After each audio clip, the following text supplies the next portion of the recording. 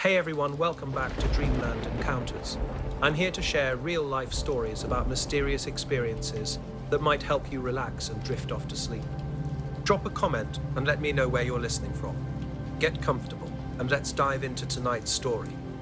It was a sweltering summer night around 10 o'clock when I was driving home in my old Chevy. The county road wound past the radio tower, and the air felt heavy and thick against my skin. I rolled down the windows, hoping for a breeze, but nothing stirred. The landscape was pitch black, with fields blending into the night sky. Only the engine's steady hum broke the silence. I'd driven past this radio tower countless times, a short steel structure with its predictable blinking red light. But something caught my eye as I rounded the final bend. A perfect circle marked the field at the tower's base. The crops, wheat or barley, were flattened in an unnaturally smooth ring, almost glowing under the moonlight. This wasn't here yesterday.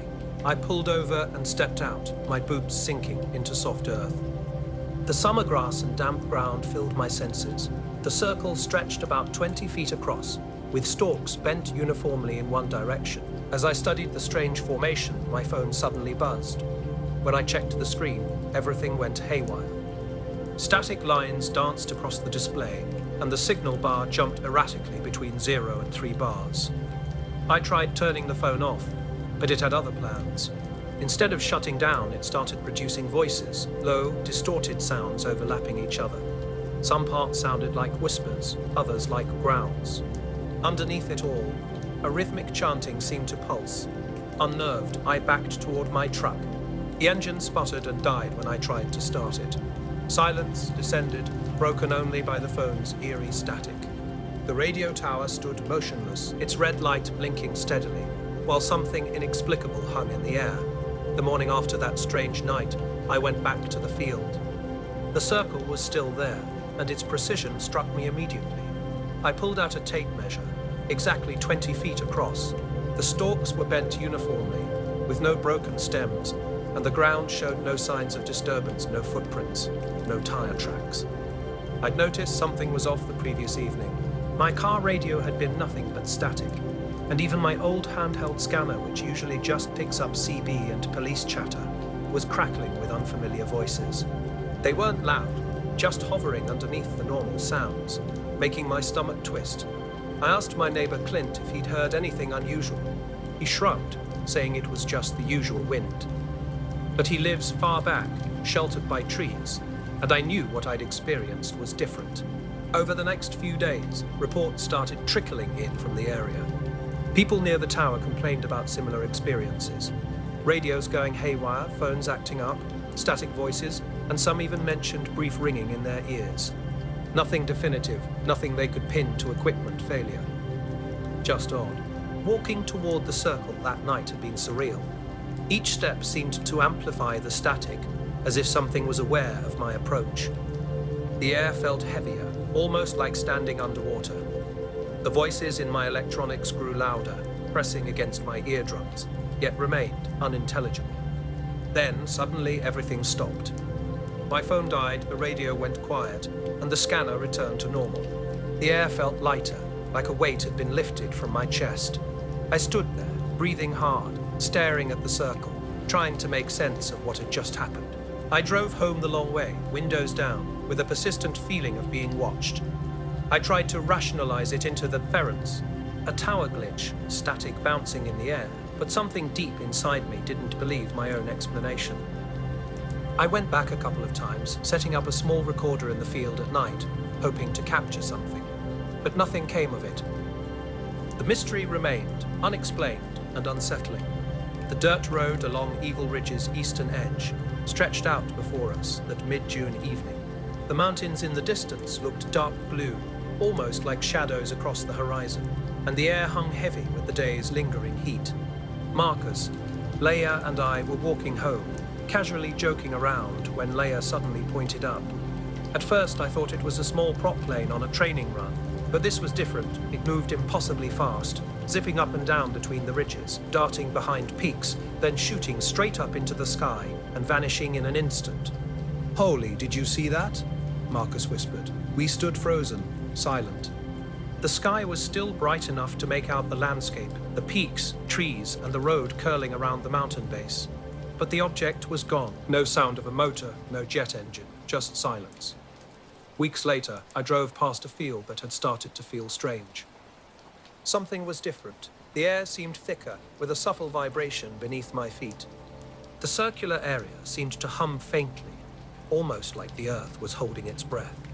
One night, I caught a glimpse of something at the edge of my vision, a flicker of movement, a tall, thin shadow slipping between the stalks. When I looked direct, nothing was there. The hairs on my neck stood up, and I didn't stop the truck. I've driven past that field hundreds of times since, always watching, always half expecting to see that shadow again. The circle remains perfectly round, stubborn in its spot. No footprints, no tracks, no signs of any disturbance. The tower continues to blink its red light every night, silent and ordinary.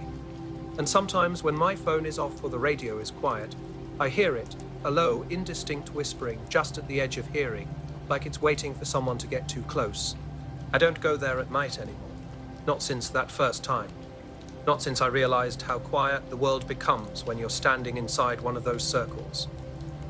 And how loud it gets when you're outside, trying to explain what you heard to anyone else. The day after that strange night, school felt different.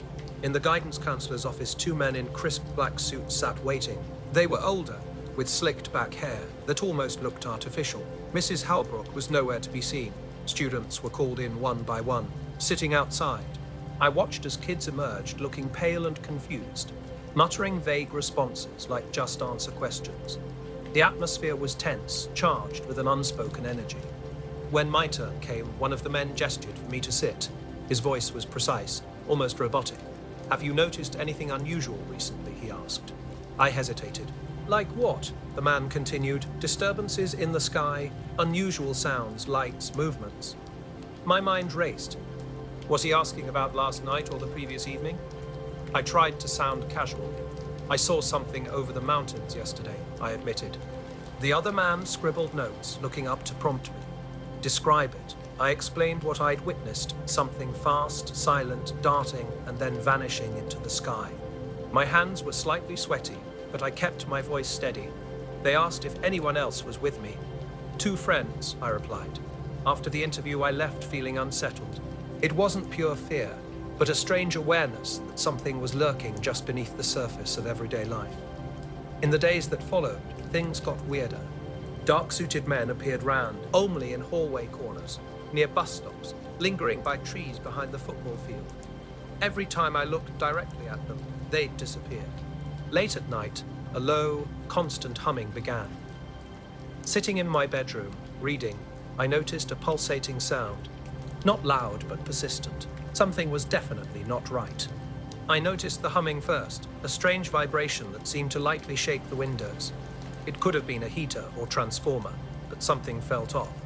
When Laya called the next morning, she'd heard it too. Marcus hadn't noticed anything. I tried recording the sound on my phone. The audio was weird, a constant low thrum with an odd skipping sensation, like the sound flickered for a fraction of a second every few beats. Listening to the playback made my chest feel tight. A few nights later, an unexpected knock came at the door. My parents were asleep, and I hadn't mentioned the humming to anyone. I opened it to find two men, bald in black suits, wearing dark sunglasses despite the night. "Evening," one said in a calm, neutral voice. "Have you experienced any audio disturbances lately?" the other asked. I was stunned. "Yeah, I guess." "How do you know?" They didn't respond, just stepped closer. The room felt compressed, as if they took up more space than physically possible. "Tell us everything," the first man said. Times, duration, other witnesses. I nervously recounted the nights I'd recorded the hum. Leia hearing it, the fast light in the mountains. They listened silently, occasionally writing notes. Their final look was neither satisfied nor disappointed, just neutral. "Keep this to yourself," one instructed. "Don't discuss it with anyone." Then they vanished as quickly as they'd appeared. The humming weakened after that night and disappeared completely a week later. Reviewing the recordings, I noticed something strange. The last few seconds of each clip were silent, with a subtle audio warping. like something invisible had brushed past the microphone. Weeks later, I saw them again at the grocery store. Black lad, sunglasses on, standing by the vegetables, as if they belonged there. When I looked away and back, they were gone. School returned to normal. Friends joked about nothing, but I started watching the mountains more closely. At dusk, I'd catch fleeting glimpses of something darting between the ridges, too fast for a plane, too precise for birds. I kept silent, just watching. Every now and then, when the air is still and the mountains are dark against the sky, I hear it. That low hum, faint and pulsating, like the world is holding its breath. I know I'll hear it again, even if no one else ever does. Those knocks, the questions, the notes they took, they haunt me at night. I wonder if they ever came for Laia or Marcus, or if they only needed me. I've never heard from them again. We pulled off the highway at a little tourist stop because my wife wanted a close-up of the giant jackrabbit statue, one of those places between Albuquerque and Gallup that promised coffee and a salt lick for the radiator. Our kids, Maggie at 9 and Billy at 6, had been cooped up since dawn and were eager to stretch their legs. My sister Ida came along. She loves road trips the way some women love bridge clubs. The place looked ordinary enough. A gravel lot, a wooden diner with a swinging door, an ice machine humming out back, faded pennants strung over the entrance. The sign read Rabbit's Rest, photo a mile. A few cars were parked, including an old pickup and a family with a camera. A man stood behind the counter selling postcards and peanuts. We took the picture on the south side of the statue where the late afternoon sun hit just right. I set up the camera on a little tripod, carefully winding the shutter, like my father taught me years ago. I remember telling Billy to stand next to the rabbit while I tried to get Maggie to stop fidgeting. Ida stood nearby, her hand on my shoulder, smiling in that way she always does when there's fresh air. The scene was perfectly normal. The bell over the diner door jingled. Someone laughed on the porch. Cars droned by on the highway. The postcard seller called out Coke prices. A dog I thought was tied up ran after a boy, then came back wagging its tail. We stretched our legs, bought some Cokes, and asked about film development. Nothing seemed out of the ordinary, not then, at least. We pulled into the Rexall in town, knowing they'd develop our photos overnight for a slightly higher fee. Leaving the prints with the clerk, we continued down Route 66, letting the road guide our journey. The next afternoon, I collected the envelope, expecting routine snapshots. The first few photographs were familiar, the rabbit looming over us, Maddie's hair backlit in the diner, Billy's wide grin. But the third print caught my attention differently. Maggie was squinting into the sunlight, and something unusual lingered in the background. Just above the ridge behind the tourist stop, a strange object hovered. Not quite a coin, but smooth and oval, with a metallic sheen like polished tin. Small and distant, it sat precisely where the sky should be plain blue. A faint, darker band traced one edge, barely visible. I ran my finger along the print's edge, studying the image. "Did you see this?" I asked Ida at the counter. She glanced, blinked, and handed it back. Her voice carried a subtle uncertainty. "No," she said, her tone suggesting deep contemplation. The oddity wasn't just the object itself, but our collective memory or lack thereof. Typically, tourist photos capture subtle details. A child's squint, a hand's placement. Yet none of us recall anything unusual in the sky. Maggie and Billy kept mentioning the rabbit's strange old paint smell. Ida praised the coffee. Nobody acknowledged the mysterious oval. When I showed the photograph to the clerk, his expression shifted. "Looks like a light," he offered hesitantly. "Could be a plane. Maybe the sun caught a strut. Or those chemtrails play tricks." His uncertainty mirrored my own. The negative confirmed what the print suggested.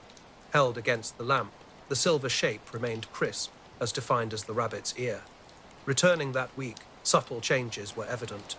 The landscape looked the same, the rabbit unchanged, the diner's screen door intact.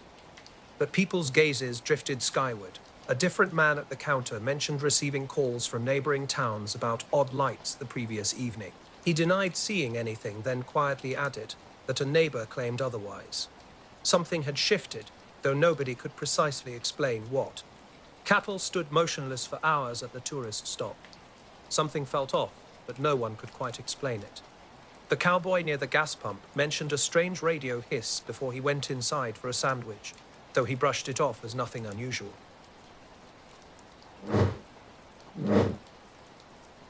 I couldn't stop thinking about the photograph. Even after placing other pictures in the album, this one haunted me. The image was small but impossibly bright, like a polished coin left too shiny. When I held the negative to the light, a fine grain rippled above the object, as if the sky itself had been subtly disturbed. Within a week, I became known for this picture. Church members asked about it, nodding with curiosity. At the beauty shop, Ida's friends spun their own theories. Some suggested a military experiment, while others believed it was merely a trick of photo development. My confidence wavered like loose change in a dark pocket. Doubt crept in. I'd imagined it all, a trick of light, or a momentary hallucination. The Rexor technician confirmed the machine was functioning perfectly, and the chemicals were fresh, offering no further insight. I returned to the tourist stop repeatedly, hoping someone would corroborate my experience or recognize something familiar. Each visit made the place seem more ordinary. The dog remained tied up. A child played with a spool in the lot. A woman in an apron scrubbed the diner's counter. A suited man watched silently, as if he'd observed people passing all day long. When I asked about strange lights, he remained silent. At home, I framed the print and placed it between the clock and my children's school photograph. During quiet evenings, I'd find myself studying the sky within that small square, waiting for something, anything to shift or speak. Maggie would catch me staring and ask why. I'd tell her I loved how the sunlight caught her hair.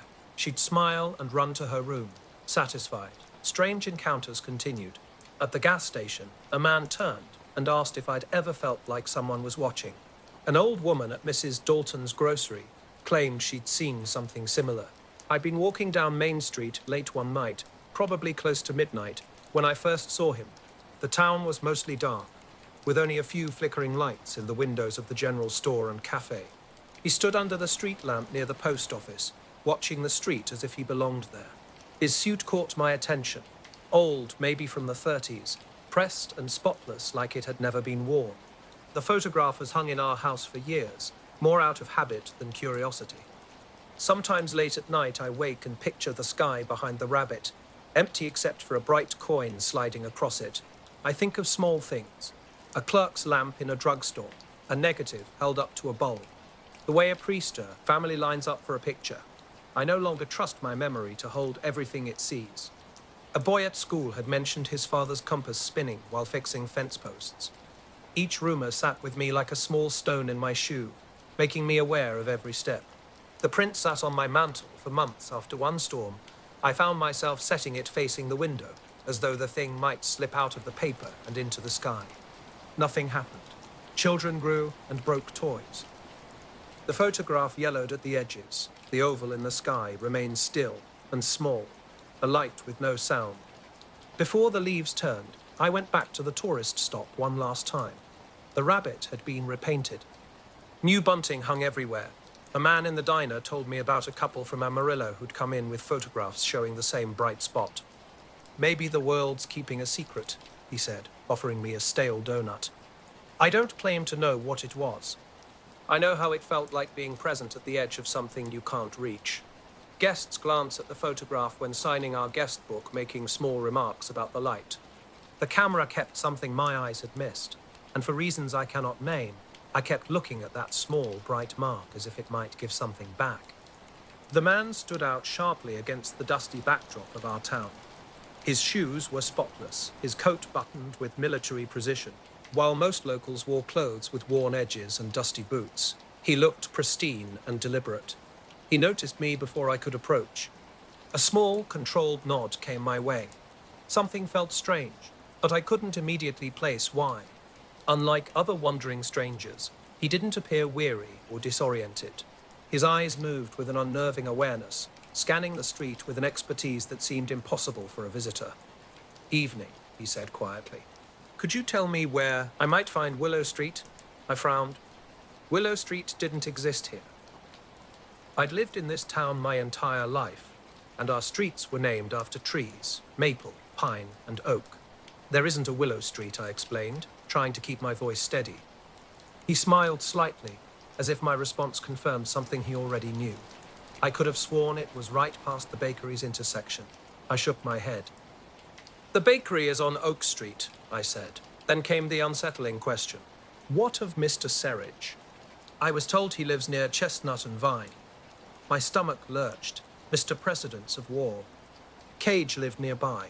But how could this stranger know that? No one had mentioned him. Before I could respond, he continued smoothly. Perhaps I'm mistaken. The road blurs after so much traveling. His movements were unnaturally precise. He didn't move like a normal person. No subtle shifts, no natural breathing rhythm. His head turned with mechanical smoothness, surveying the street and buildings without any hint of uncertainty.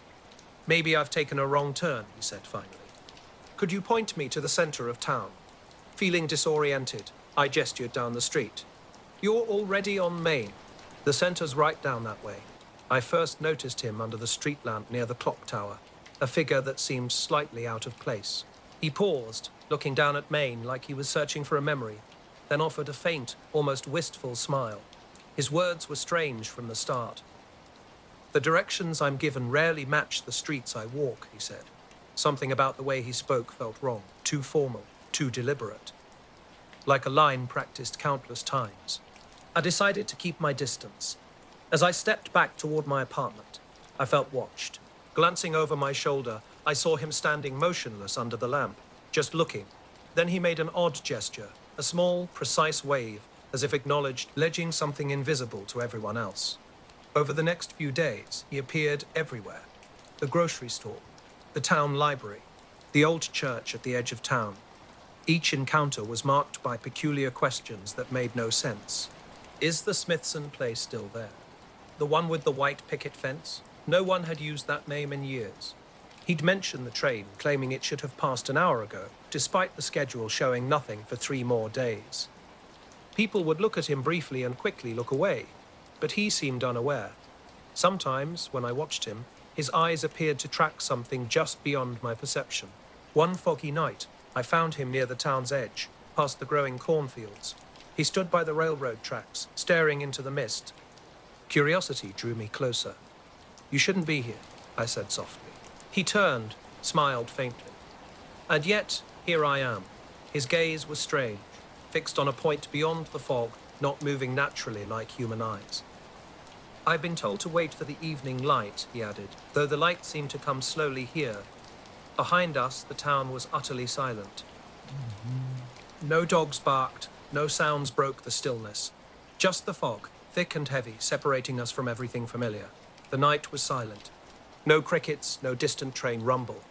Just emptiness. He walked along the tracks, slow and deliberate. I followed, keeping distance, trying to stay between him and whatever might be lurking behind. When he stopped and turned to look at me, he said something that tightened my stomach. The path doesn't always appear, as you remember. I wanted to ask about the pathway Triumvirdio, but something in his expression stopped me. Before I could speak, he vanished into the fog, like someone disappearing down a street, except there were no footprints. No trace. That night, I walked back to my apartment, my mind racing. By morning, he has gone. No marks in the dirt, no lingering scent of his coat. I asked around, but no one had seen anyone matching his description. Yet I kept catching glimpses of him. A library shelf's corner, a shadow under a street lamp, a shape moving past the bakery window. Always gone when I looked directly. Eventually, I stopped trying to follow him. Was he real, or just a trick of fog and quiet streets? Late at night, I'd walk past Main Street and swear I saw his old suit, spotless, pressed, waiting under the lamp. The town seemed to hold its breath. I never saw him speak to anyone else, never heard his voice except when it reached me directly. Sometimes, thinking about that night on the tracks, I sensed he wasn't waiting for me at all. He was waiting for something else. Something invisible. Something that shouldn't be here. I don't know who he was or why he knew names he shouldn't.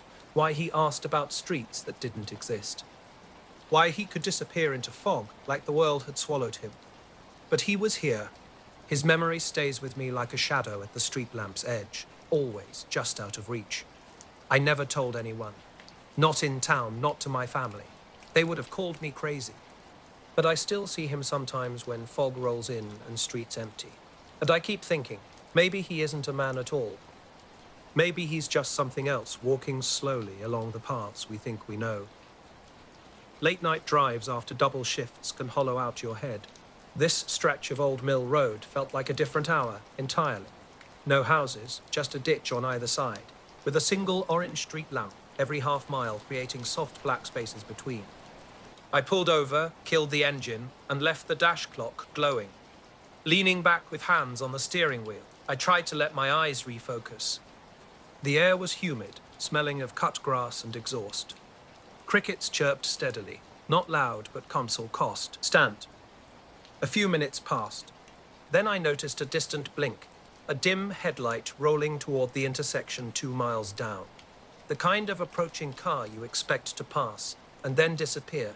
I watched it reach the lamppost near the mill, and suddenly it was like someone flipped a switch. The light vanished between poles, a full second earlier than it should have. The silence shifted. Crickets folded a hair quieter. I told myself I was being jumpy and reached for the stereo. Static hissed under nothing. The display read 12:07. I remember checking because time matters when you're trying to convince yourself you're not completely exhausted. Then the rear-view mirror filled with light. Not a headlight, not a sweeping beam, but a whole surface flash, like a tiny sun had replaced my mirror. A flat, clean white that repainted the interior in pale color. The glove compartment, steering wheel curve, tiny scratches near the gear shifter. Everything went white. But when I looked through the back window, nothing. Just black road, ditch, a patch of cattails. No vehicle lights, no people, no faint shape to explain the mirror's sudden illumination. I turned in my seat, slow and stupid, trying to be careful. The street lamp behind me cast a narrow orange cone across the pavement, with a black ribbon of road stretching into darkness. I was focused on the mirror, which showed a dark little rectangle revealing an empty road. The dash clock read 12:21, a detail that made my brain do a strange loop. Something was off. From 12:07 to 12:21, 14 minutes had vanished in an instant. My hand froze over the stereo knob as I stared at the numbers. A quick glance at my phone showed 12:07, matching the dash clock's strange time. My watch read 12:08, confirming I hadn't even closed my eyes for a full minute. I stepped out of the car, gravel crunching coldly under my shoes. The night bit at my throat. Walking to the trunk, I needed to confirm everything was in place. The gym bag and jumper remained untouched, no mud or unexpected prints around. The road looked mundane. Street lights hummed. The ditch swallowed the darkness. Nothing glowed or pulsed that could explain the mirror's strange behavior. My heart raced, that uncomfortable feeling suggesting I might need sugar, water, or medical attention. Returning to the driver's seat, I tried to push the moment away by doing something ordinary. The engine coughed to life on the third turn, with the mechanical hesitation typical of an old car with a lazy battery. I drove carefully, centered in the lane, as if I were the only vehicle on Earth. Pulling onto the main road, I kept glancing in the rearview mirror, half expecting that white patch to reappear. But the mirror showed only the familiar, boring sweep of receding road, a tiny patch of street lamp orange shrinking into the distance. The devices around me suddenly seemed to realign after a strange episode. My dashboard clock started ticking normally again, and my phone's timestamp held steady. The radio, now tuned back to something mundane, came through clearly, but something nagged at me. 14 minutes had vanished from every device except my car. Back home, I double-checked everything. The thermostat sat undisturbed. The front porch light switched on with its familiar throb. My wife folded laundry and offered coffee. I accepted and fabricated a story about an extended smoke break near the car, a text to a friend, a casual line about being exhausted felt like a small anchor to normalcy. The timestamp matched my phone and watch. 128. My old analog watch sometimes hesitates when unwound, but now it aligned perfectly with my phone. No explanation existed. I called the dealership, asking about potential dashboard glitches. The young technician suggested a loose connection or software issue, possibly from an electrical spike. He asked about storms. I said no. When he mentioned spike, memories flickered, a white square mirror, a radio hissing as a car seemed to blink out of existence. Just get it checked, he advised. Sleep evaded me that night. The 14-minute memory felt stale, like old coffee grounds. I wasn't trying to convince anyone else, just myself. Stories emerge in fragments, and sometimes those fragments resist reconnection. The next morning, I drove to the dealer. They scanned the car, adjusted the clock, and examined potential loose wires. They tested the alternator and ran display diagnostics. Only a cryptic time sync error appeared, unexplained by their technician. His final comment hung in the air. Mechanical solutions couldn't resolve this feeling. I've been wrestling with something I can't explain.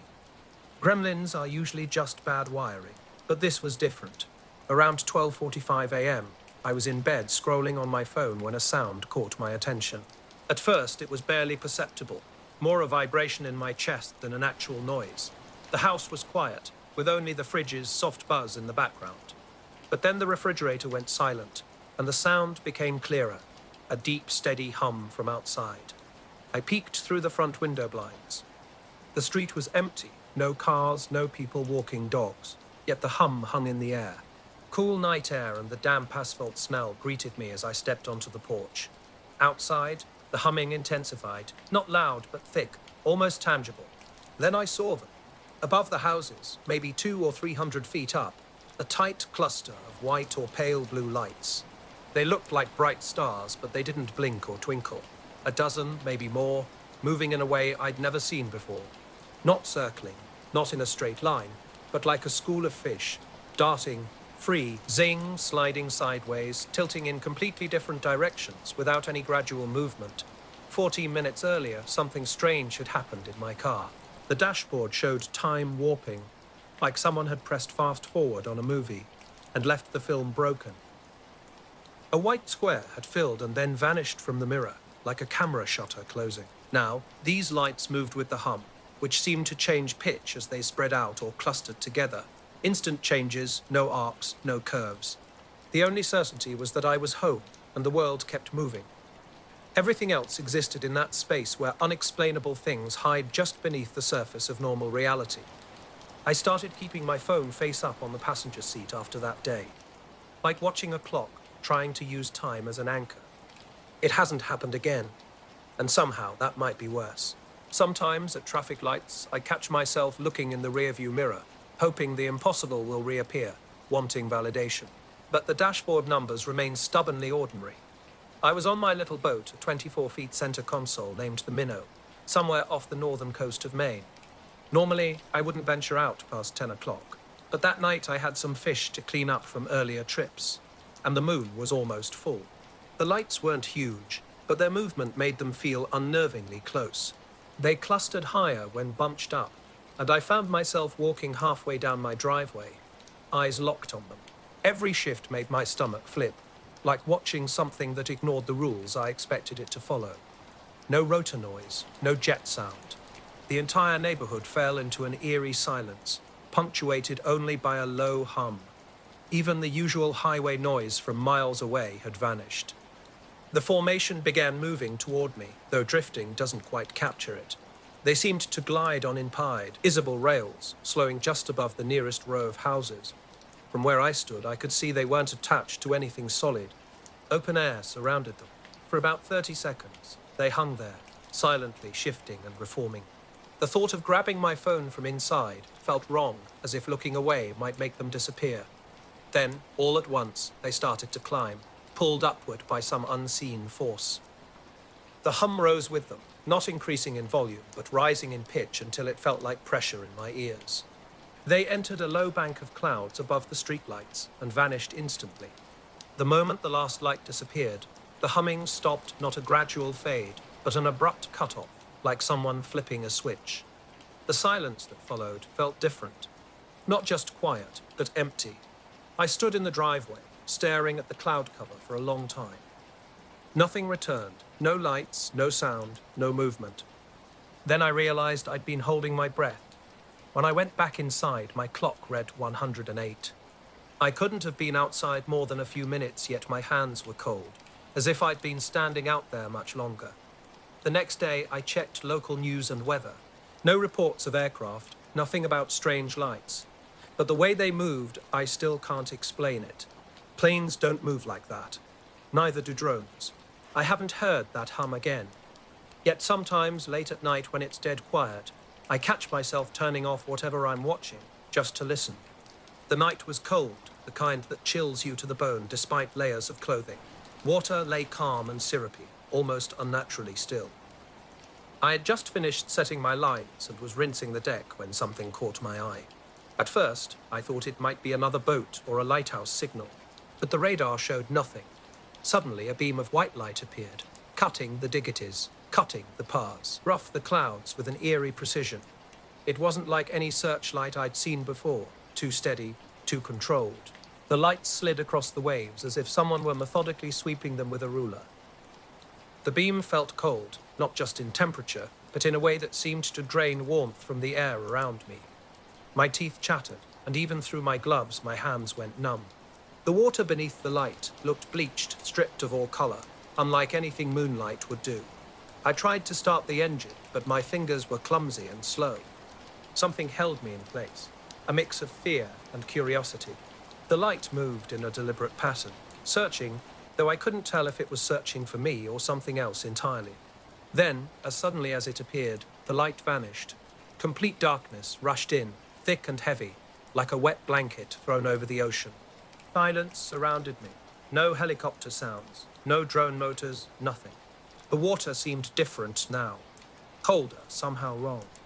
As I steered back to the marina, the waves lapped normally, but their sound felt hollow, unnatural. A thin fog began to rise, moving in a way that defied logic. It didn't swirl or drift with the wind, but shifted smoothly, as if guided by an unseen force. I tried talking to myself, even cursing the darkness, hoping to break the tension. But nothing changed. My mind raced, trying to rationalize what I'd just experienced, but my gut knew something was fundamentally off about this night on the water. The compass needle flickered, just a tiny jump, then snapped back twice. 3 times it hesitated, never pointing away from north. Out here, with nothing overhead except my boat, that shouldn't happen. I tried the VHF radio, hoping to confirm I wasn't imagining things. Nothing but static answered. Then the static changed. It wasn't mechanical interference anymore, but a earlier dough bread, ow, even hiss that sounded like breathing, as if someone stood right behind the speaker, inhaling and exhaling. My heart raced, and I slammed the radio down. Looking up, I saw thick clouds with a faint glow behind them, barely visible like a lantern through fog. It wasn't moving like an airplane or a buoy, just hovering steadily. Then, without warning, it vanished. No fade, no blink, simply gone. I tried convincing myself the cold and fatigue were playing tricks. Staring at black water for hours can do that to you. But the feeling persisted, something watching from above, waiting, observing my every move. Small sounds became amplified, waves slapping the hull, a distant gull, the motor's vibration. I was on edge. Halfway back, something felt different. The water beneath the hull shifted, heavier somehow. I wasn't moving through familiar waves or currents. The boat didn't rock, but my stomach knew something was wrong. I slowed down, floating, and noticed an unnatural silence. Even the engine's hum seemed off. The ocean had a hollow, muted quality, as if the world had temporarily lost its depth. When marina lights finally appeared, it felt like entering a different universe, normal, warm, human. I called the harbour master to report my arrival, but couldn't explain what I'd experienced. Who would believe a searching light beam? Who would understand the fog's strange movement, the compass's erratic behavior, the radio's breathing like static? I tied up the boat and sat in the cabin, staring through the window at the water. Everything looked peaceful, quiet. Yet the sensation lingered. Something had been there, watching, waiting. The boat sits tied up in the marina now, quiet. I haven't been out past 10 o'clock since that night. Day trips are fine, but nothing late, nothing beyond the usual routes. Something changed in that part of the ocean, something I couldn't see, but could definitely feel. When I got home after that evening, I tried to warm up, eat, and sleep. But sleep wouldn't come. Every time I closed my eyes, I saw that white light cutting across black water, smooth, relentless, moving with a precision no human could manage. The next morning, I checked the boat carefully. Everything seemed normal. Waterline intact, no damage, no signs anything had been below the surface, except me and the usual marine life. But I could still feel something, in my fingers, in my chest, in the metallic coldness of the air. A few nights later, I retraced my route. Nothing. No light, no fog, just black water indifferent under the moon. But the memory remained, pressing down with an unexplainable weight. Months have passed, and it still haunts me. Sometimes in the middle of the night I imagine that beam sliding across my backyard, searching, precise, silent. I try to rationalize it. A trick of the mind, strange weather, maybe a plane or helicopter I didn't see. But nothing explains it perfectly. The cold air, the drained color of the water, the way the fog moved, the radio, none of it makes sense. I've considered telling someone, Coast Guard, scientists, even a friend. But who would believe me? Not the way I remember it. It's real to me. The light was real. The cold was real. The silence was real. What sticks with me most isn't the beam itself, but the possibility that something could exist above the clouds, moving with purpose, unseen, and then simply stop. I still see flashes when I blink. I hear faint hissing in quiet rooms. And sometimes, just sometimes, I catch myself staring at the sky, wondering if it's watching back. The abandoned runway stretches out like a half-forgotten park, tall grass waving against a sagging chain-link fence. A couple of maintenance hangars sit quietly, heavy with the smell of oil and dust. This is my go-to spot when I want open sky and silence, away from neighbors complaining about prop noise. That evening, the thermals were perfect, and the light razor sharp.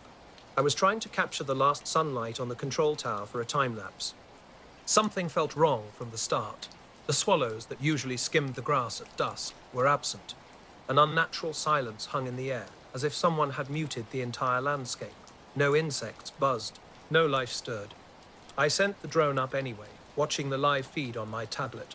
After years of flying, I trust the machine's movements. Just after golden hour, something strange crossed the horizon on the north side of the field. At first, it looked like a lens flare, bright and round. But it moved.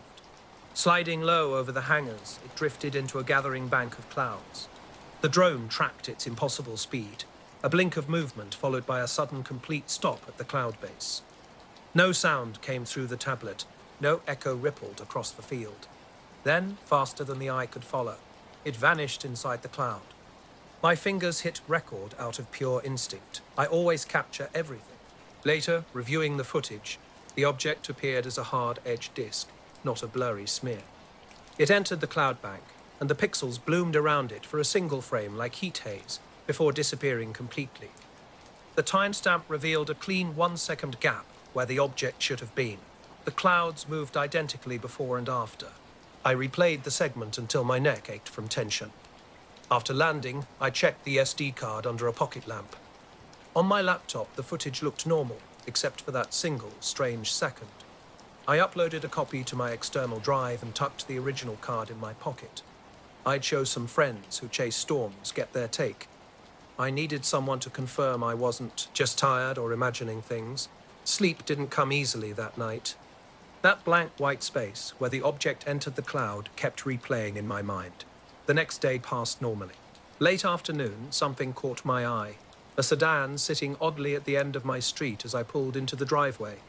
A car rolled away after lingering too long, its windows too dark to see through. Normally, I'd brush off such a moment.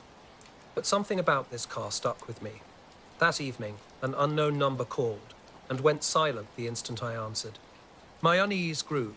2 days later, just after lunch, a knock came at my door. I wasn't expecting anyone. Through the peephole, 2 men stood, wearing black suits with shoes polished to a shine that suggested they were used to being questioned in lobbies. They weren't threatening, just precise. Men who seemed practiced at revealing nothing. Curiosity overrode my caution, and I let them in. They introduced themselves softly, almost as if giving me a choice in the interaction. One held out a blank card. I waved it away. The taller man smiled slightly and asked directly, "Where is the SD card from your flight last evening?" His tone made my mouth go dry. The footage. Yeah, I have it. Why? Investigation purposes, the other man said quietly. We need the card. Something felt off. People typically request file copies, not the physical card itself. I initially refused, offering to make duplicates. They listened, the taller man nodding as if my response was exactly what he expected. We'll need the card, he repeated, for chain of custody. The jargon reminded me of crime shows and conversations with an airport ops friend. His phrasing unsettled me. If this was a prank, it was meticulously planned. We stood in my narrow hallway, trading measured responses. I suggested copying the file on my laptop. The men remained standing, the one with a slightly wrinkled sleeve keeping his hands folded, as if touching anything might compromise the situation. Digital copies can be altered, he said. His eyes locked with mine, leaving no room for argument. His partner watched the ceiling fan rotate. I handed over the card. It felt unnaturally heavy in that moment. He took it carefully with both hands. They handled the card delicately, checking the label, and sliding it into a padded envelope with a precise corporate efficiency. No small talk, no threats, just pure focus. Before departing, the tall one spoke with measured calm. We appreciate your cooperation. Don't post anything until we contact you again. When I asked about their affiliation, FAA, police, university, they offered only a vague response. Investigation, the tall one said. We'll be in touch. Their exit was as silent as their arrival. No car on the street, no footsteps through the yard. After the door shut, a faint sound might have been a car fading down the block, though it could easily have been the refrigerator's hum or the kettle starting in the kitchen. I tried to resume normal life and called Mara, who works at a local paper. She offered to check the footage for lens artifacts and asked if I'd uploaded the file anywhere. I explained I'd given the card to the men. Her tone was a mix of annoyance and resignation. People like this don't just say investigation and leave polite envelopes, she remarked. They have forms. The next evening, local news ran a brief segment about pilots reporting an errant drone near the airfield. The story mentioned nothing about discs or missing frames, only quoting an airfield ops source claiming the issue was resolved. Watching it twice, I felt a lump in my throat seeing the empty, ordinary stretch of fence where I'd taken off. A week passed. No calls, no emails, no official badge arrived. I kept examining the envelope, its flaps sealed, then opened, then resealed. The card was gone. That night, a different car appeared on my street. Waiting quietly, I sat at the table until 2 a.m. Kitchen light on tablet nearby, but flew nothing. The drone sat silently in its bag, battery cool. Plugging the external drive into my laptop, I scrolled through footage folders, searching for the backup copy I'd made right after the flight. The file was there, but something was wrong. The timeline jumped a few seconds. Where the object had entered the cloud, a black frame appeared. 1 frame later, the cloud was subtly repositioned. The night was crisp and sharp, late October with a thin crescent moon hanging overhead. I was on the roof, the only place in my block dark enough to see beyond the sodium street lamps. My name is Marco Ray, not an astronomer, just someone who enjoys pointing expensive glass at empty sky segments and trying to make sense of small movements above. Between rusting HVAC units and a dying potted palm, I'd set up my telescope with my red headlamp tucked into my jacket to preserve night vision. I was logging the Cassiopeia sweep when my planet tracking app pinged a satellite pass. I always check satellites. They typically move like they're on rails. But this time was different. At first, I saw 4 points of light, evenly spaced and crawling across the sky, as if someone had precisely snapped a line of LEDs into place. They held formation perfectly. No drift, no jitter, just a quiet mechanical glide. Then they did something that made me pull back from the eyepiece because it defied everything I understood about celestial movement. The formation split in a way that wasn't a normal diffusion or scattering. The encoding later showed no errors, just a clean jump like a precise cut. I considered going to the station, posting the clip online, reflecting on how small and explainable my life usually felt. Instead, I shut the laptop and checked outside.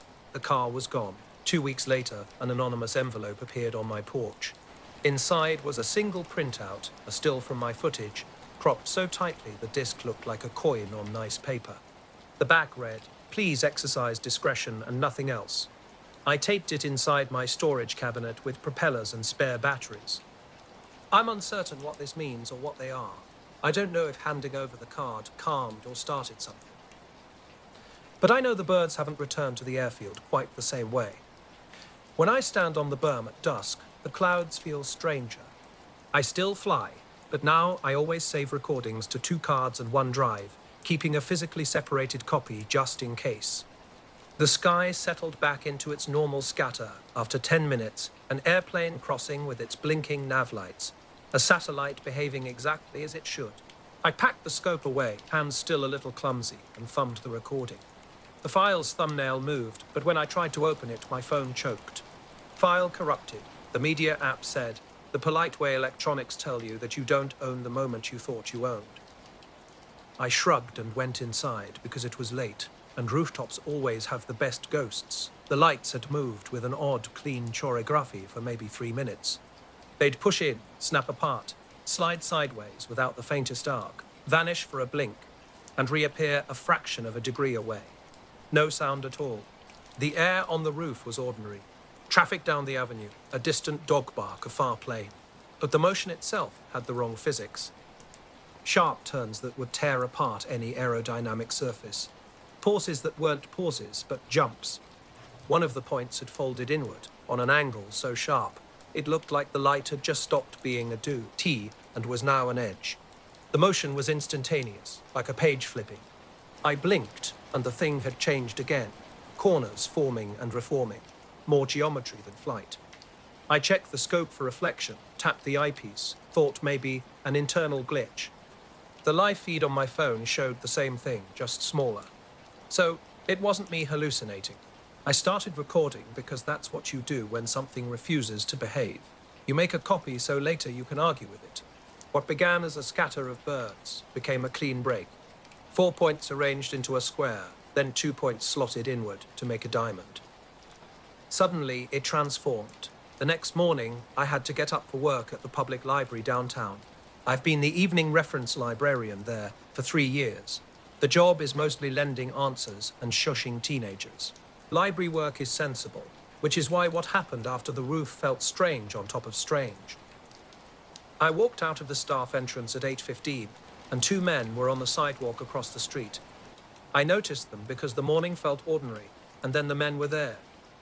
2 dark silhouettes in suits unlike anything you see on a Tuesday outside a library black wall. The library entrance was their fixed point of focus.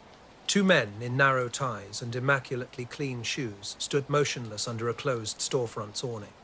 They weren't talking or fidgeting. No coffee, no phone checks, just watching with an unsettling stillness that felt like a camera's frozen frame. Something about their synchronized posture made my stomach sink. They looked like movie extras waiting for a director's cue. I tried convincing myself I was being paranoid. Maybe they were waiting for someone. Maybe private security. People wait on sidewalks all the time. I changed my route to the staff entrance, closer and safer. But in the bakery window's reflect, 16, they were still there, unmoving, watching. My concentration shattered. When someone asked about genealogy microfilm, I pointed absently, my mind elsewhere. The roof video on my backup drive finally opened. 1 frame was pure white, as if someone had deliberately erased that moment. I scrubbed back and forth, but the white frame remained, brief as a single heartbeat. At 11, I told my supervisor I wasn't feeling well. He seemed skeptical, but ultimately indifferent. When I left through the staff entrance, the men had moved slightly, now standing by the newsstand, still staring at the library door. They didn't follow or approach. Just watched in that eerie, silent spectator mode. I drove home, constantly checking the rearview mirror, half expecting suited men to be trailing me like in a bad movie. The street was empty except for a delivery van. Normal sounds surrounded me. Trains, a bicycle, a lawnmower. I knew I should have called someone, police, a friend, my manager. But reporting this seemed like an overreaction. The whole afternoon stretched before me, waited with an unexplained tension.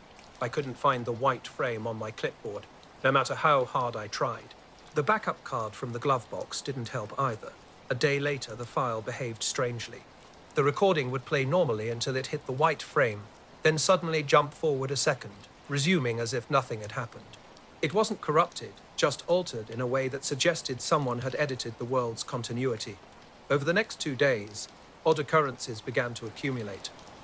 My apartment clock lost 7 minutes before catching back up. My neighbor mentioned her baby monitor had picked up a burst of static at 2 a.m. No voice, no melody, just a thin sweep reminiscent of old radio tubes. My phone battery drained unusually quickly. The weather app on my tablet showed one forecast for the afternoon, then a completely different one when I checked again. These were small, plausible glitches, each wearing the shape of coincidence. On Wednesday, I returned to work, initially believing I was clear-headed, but as I rounded the newsstand, the men were there again. Suited and watching the door, cataloguing every movement. A mother with a stroller paused, looked at them, then hurried away with a shifted sense of normalcy. The bus driver exchanged a knowing glance with the shopkeeper before shrugging it off. The men continued their vigilant watch. When I left early at lunchtime, they followed me with their gaze. From the sidewalk, their faces were blank as copies. No sunglasses, nothing to anchor them to the city. I kept my head down, walking with an unsettling feeling that they knew exactly which pocket held my telescope key, that they had memorized the white frame of my video, like a precise schedule. I considered parking across town, staying at a friend's, changing clothes, and disappearing for a night. But I didn't. Habit is a powerful tie, and I walked home. That evening, I attempted to be ordinary. Pasta cooking, dishes cleaned, I pretended the sky remained unchanged. The topaz street light filtered through the blinds looked familiar. I left a red headlamp in the drawer by the door, just in case. When I closed my eyes, the white frame burned bright and jagged behind my eyelids.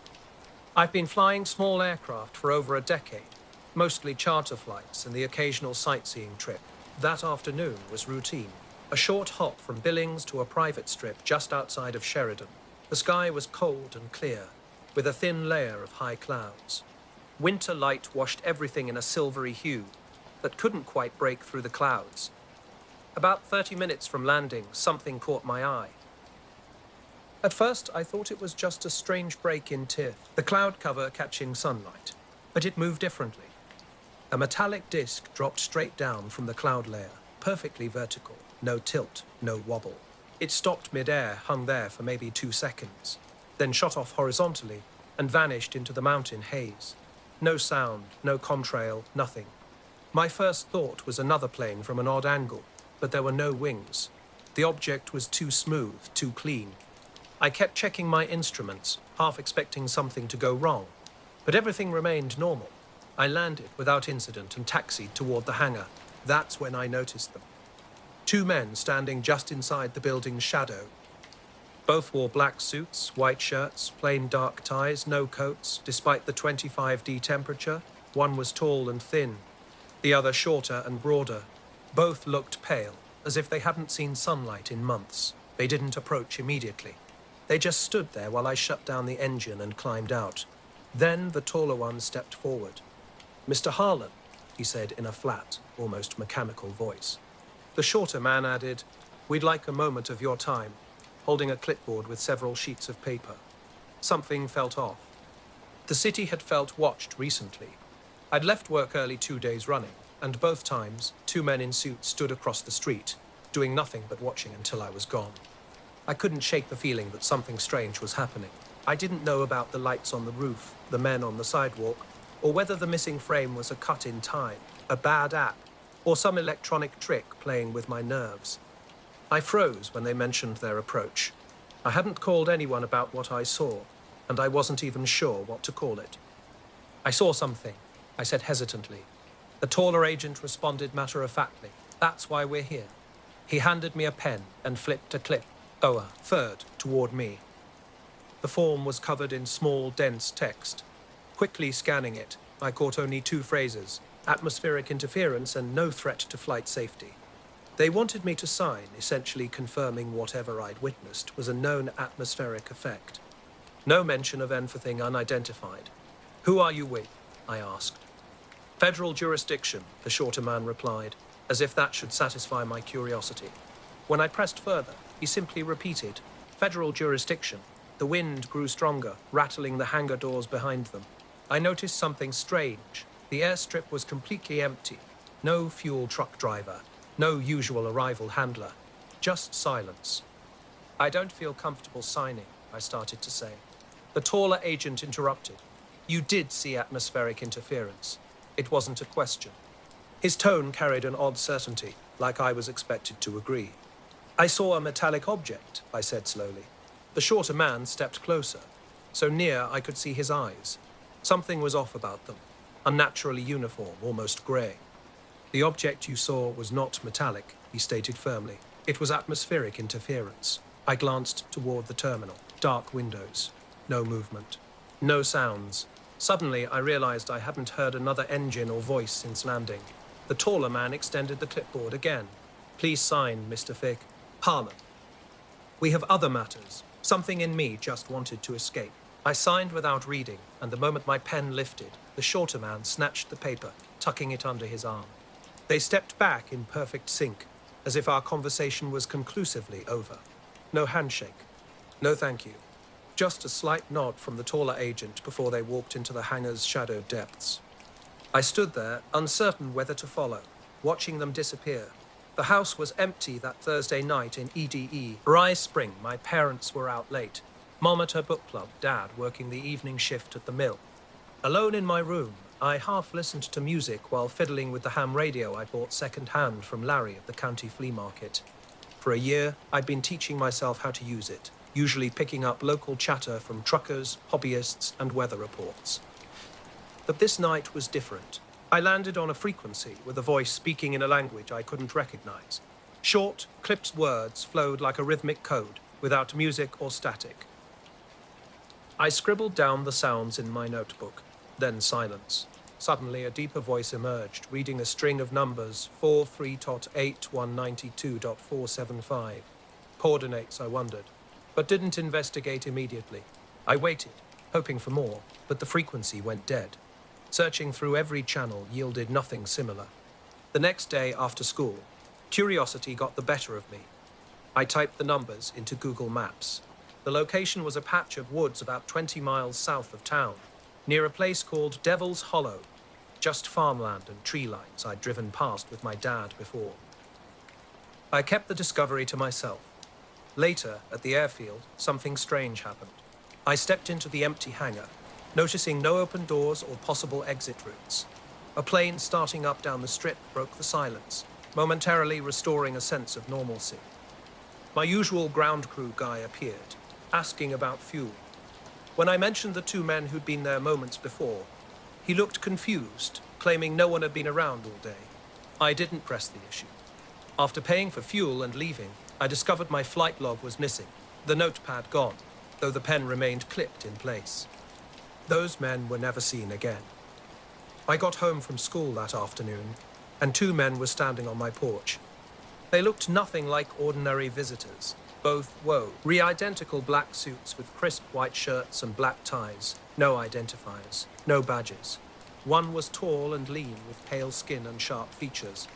The other was shorter, stockier, with dark hair slicked straight back. Their expressions were dead serious. The tall one spoke my name like a statement, not a question. You have a radio set in your room, he said. Not a request, just a flat declaration. When I confirmed I did, he continued, we'd like to see your radio logs. I wasn't about to comply without understanding why. I asked who they were. The shorter man reached into his coat, and for a moment I thought he'd show identification. Instead, he pulled out a small black notebook and opened it. Whatever was inside remained a mystery to me from the doorway. You picked up a transmission yesterday, he stated.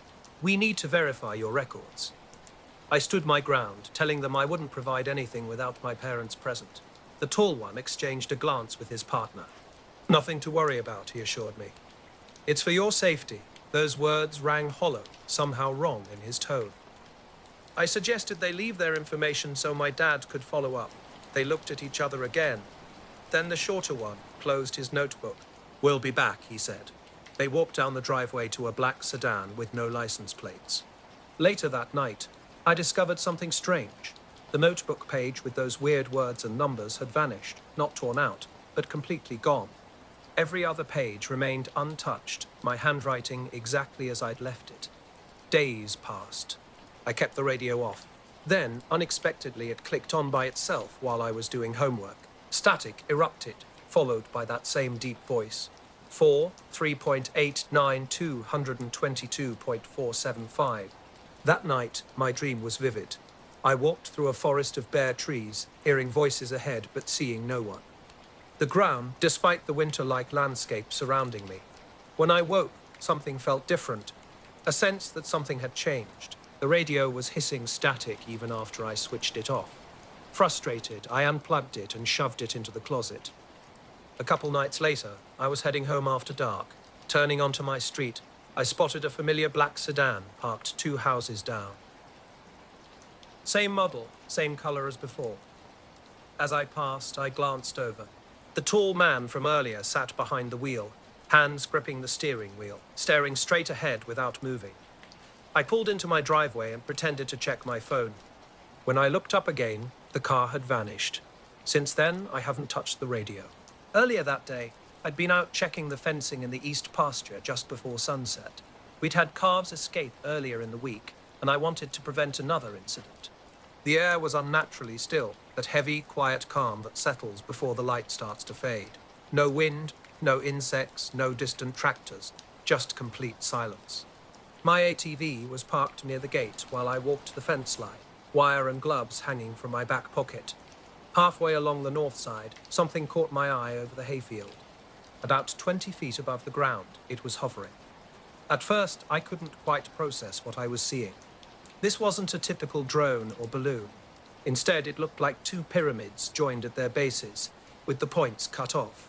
The metallic surface wasn't shiny in a conventional way. It seemed to catch the light oddly, with flat panels that shifted in brightness as it rotated. The object spun slowly, steadily, like it was on a turntable. I started moving toward it, my boots crunching against the dry grass, the sound impossibly loud in the absolute silence. It didn't retreat. When I got about 50 yards close, it tilted slighter 1. Flat face angled down, and I could have sworn it was looking directly at me. Che, in day for the day for Sedjus, in David and Haddix Dafend and 100. I stopped instinctively. The tilt lasted just a few seconds before it straightened. Then, without warning or sound, it shot eastward, perfectly level, as if pulled by an invisible wire. In less than a second, it was gone. No gradual fade, no wobbling, simply there and then not. I was driving late at night on a lonely stretch of 2-lane highway, cornfields and occasional farmhouses on either side. Past midnight, I'd left the bar early to avoid drunk drivers. The highway was empty, my headlights the only movement cutting through the darkness. Radio off, windows cracked to keep me alert. In my rearview mirror, a pair of lights caught my attention. At first, they seemed like another car, maybe someone heading home from a late shift, but something felt off. Unlike normal approaching headlights that gradually spread wider, these remained a single bright point, maintaining the exact same distance behind me. Weeks earlier, I'd experienced something strange in my hayfield. Early one morning, just as the sun was rising with dew still on the ground, I discovered something bizarre. An entire circular area about 20 feet across had every blade of grass bent uniformly to the east, as if something had swept over it with precision. I ran my hand across the grass. It didn't spring back. The blades seemed to have grown permanently bent, even the small weeds following the same exact angle. I didn't touch it after that. Didn't mow it. Just left the patch untouched. Over the next few weeks, that circular area remained bent, while the rest of the field grew normally. After about a month, it was finally mowed down with the rest of the hay. But what stuck with me wasn't seeing some unexplained object in the air. It was standing in that quiet morning field, looking at grass leaning perfectly eastward, as if something had brushed over it with impossible uniformity. I stood there initially feeling foolish, half expecting something to reappear. When nothing happened, I returned to my ATV and finished checking the fence. That night, sleep eluded me. Not from fear, exactly, but from pure confusion about what I'd witnessed. The strange lights behind me on the highway brought that memory rushing back, a reminder of something I couldn't explain. I was driving down a long, empty highway, my eyes occasionally drifting to the speedometer. At 70, I eased back to 65, and the lights behind me did exactly the same. It was eerie, like they were mimicking my every move with surgical precision. When I accelerated to 75, they matched me again, maintaining an impossible constant distance. Over the next couple minutes, I tried everything. I pulled onto a gravel turnout, hoping they'd pass. I considered moving over, speeding up to force them to swing wide. I even flashed my brights. Nothing changed. They remained a steady, motionless pair of white ovals in my rearview mirror. No brake lights, no movement. Watching them from under my hat brim, I felt that unsettling awareness of being somewhere I shouldn't be. I got back on the road, trying to stay rational. Keep right, keep moving. Don't provoke whatever was following me. The highway curved gently, a county sign indicating 20 miles to the next town. At these lights, they stayed behind me, keeping pace like a persistent shadow, even when the landscape dissolved into nothing but distant grain elevators. Something was shifting around me. The corn husks seemed to lean inward, whispering. The roadside wire's wind took on a strange tone, and the insect sounds grew thin. It was like someone had subtly turned down the world's volume. When I glanced back, the lights had stopped completely, pinned to one spot in the mirror. I hadn't been land on stopping, but slow drivers have a way of deciding the road. Part of me wanted to pull into the next gas station, wait until daylight.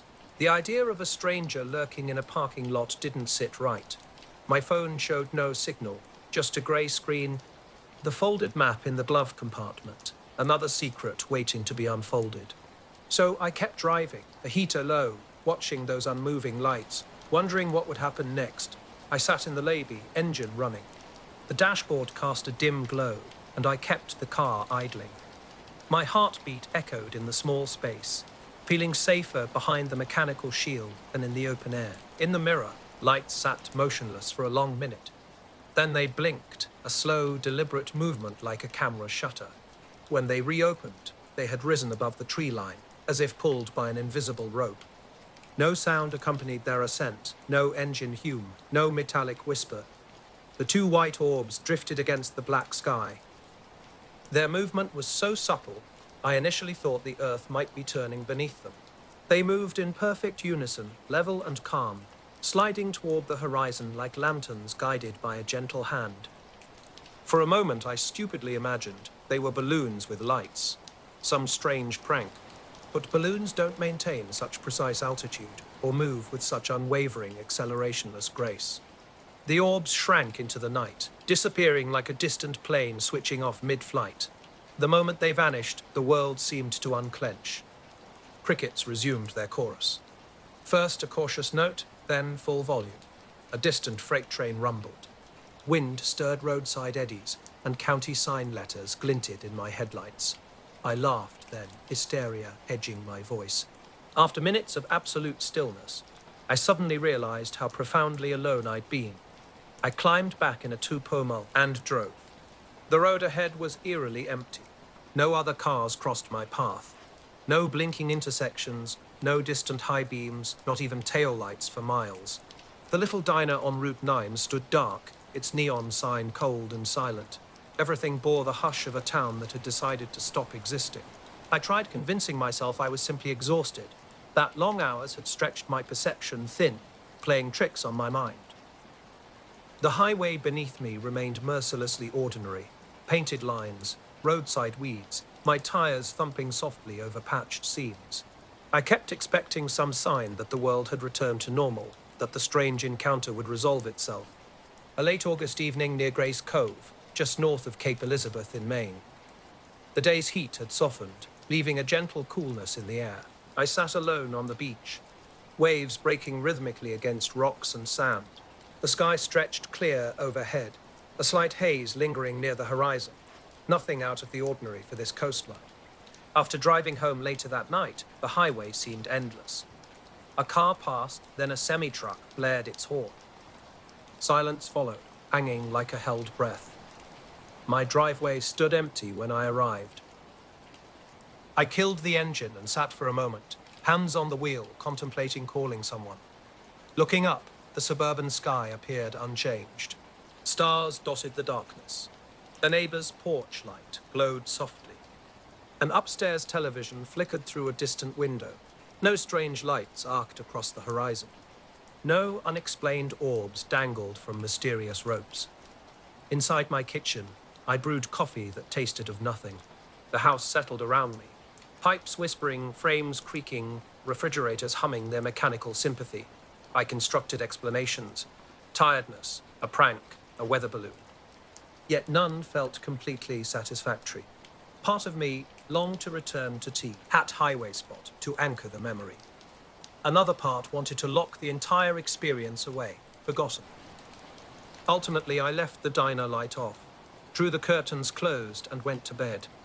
The memory isn't constant, but certain evenings while driving that road it resurfaces. Patient, waiting.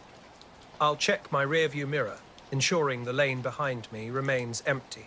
Not out of expectation, but because the notion persists, something could maintain distance, then silently, effortlessly lift away.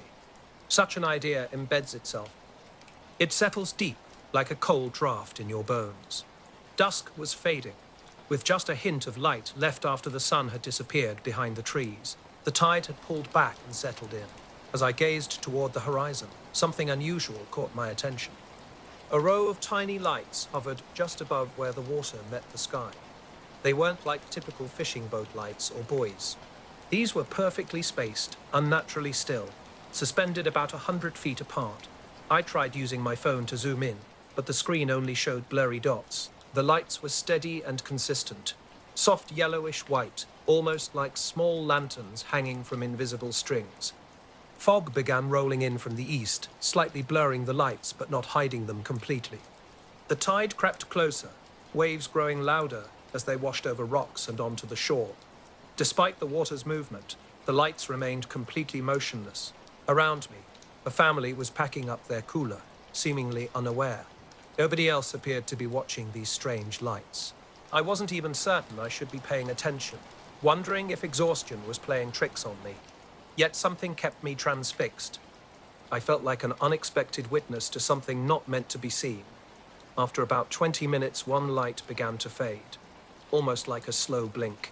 Then, without any disturbance, it dropped, head straight down and disappeared beneath the waves. One by one, the other lights followed the same pattern, each sinking smoothly and silently into the water. The final light lingered longest before also vanishing. I remained seated, feeling the cool sand and the night air settling around me. The ocean returned to normal, as if nothing extraordinary had happened. The beach was silent, unnaturally so. No lights, no movement, no explanation. I felt strangely exposed as I walked back to my car, sensing something watching me, though I couldn't pinpoint its source. Thick fog crept along the shoreline, and street lamps near the parking lot flickered weirdly, as if struggling against an invisible force. During the drive home, my headlights revealed glimpses of water stretching into darkness on both sides of the road. I kept checking the rearview mirror, half expecting to see trailing lights, but the road remained empty. Once home, I scoured the news and social media for any mention of strange lights or missing boats.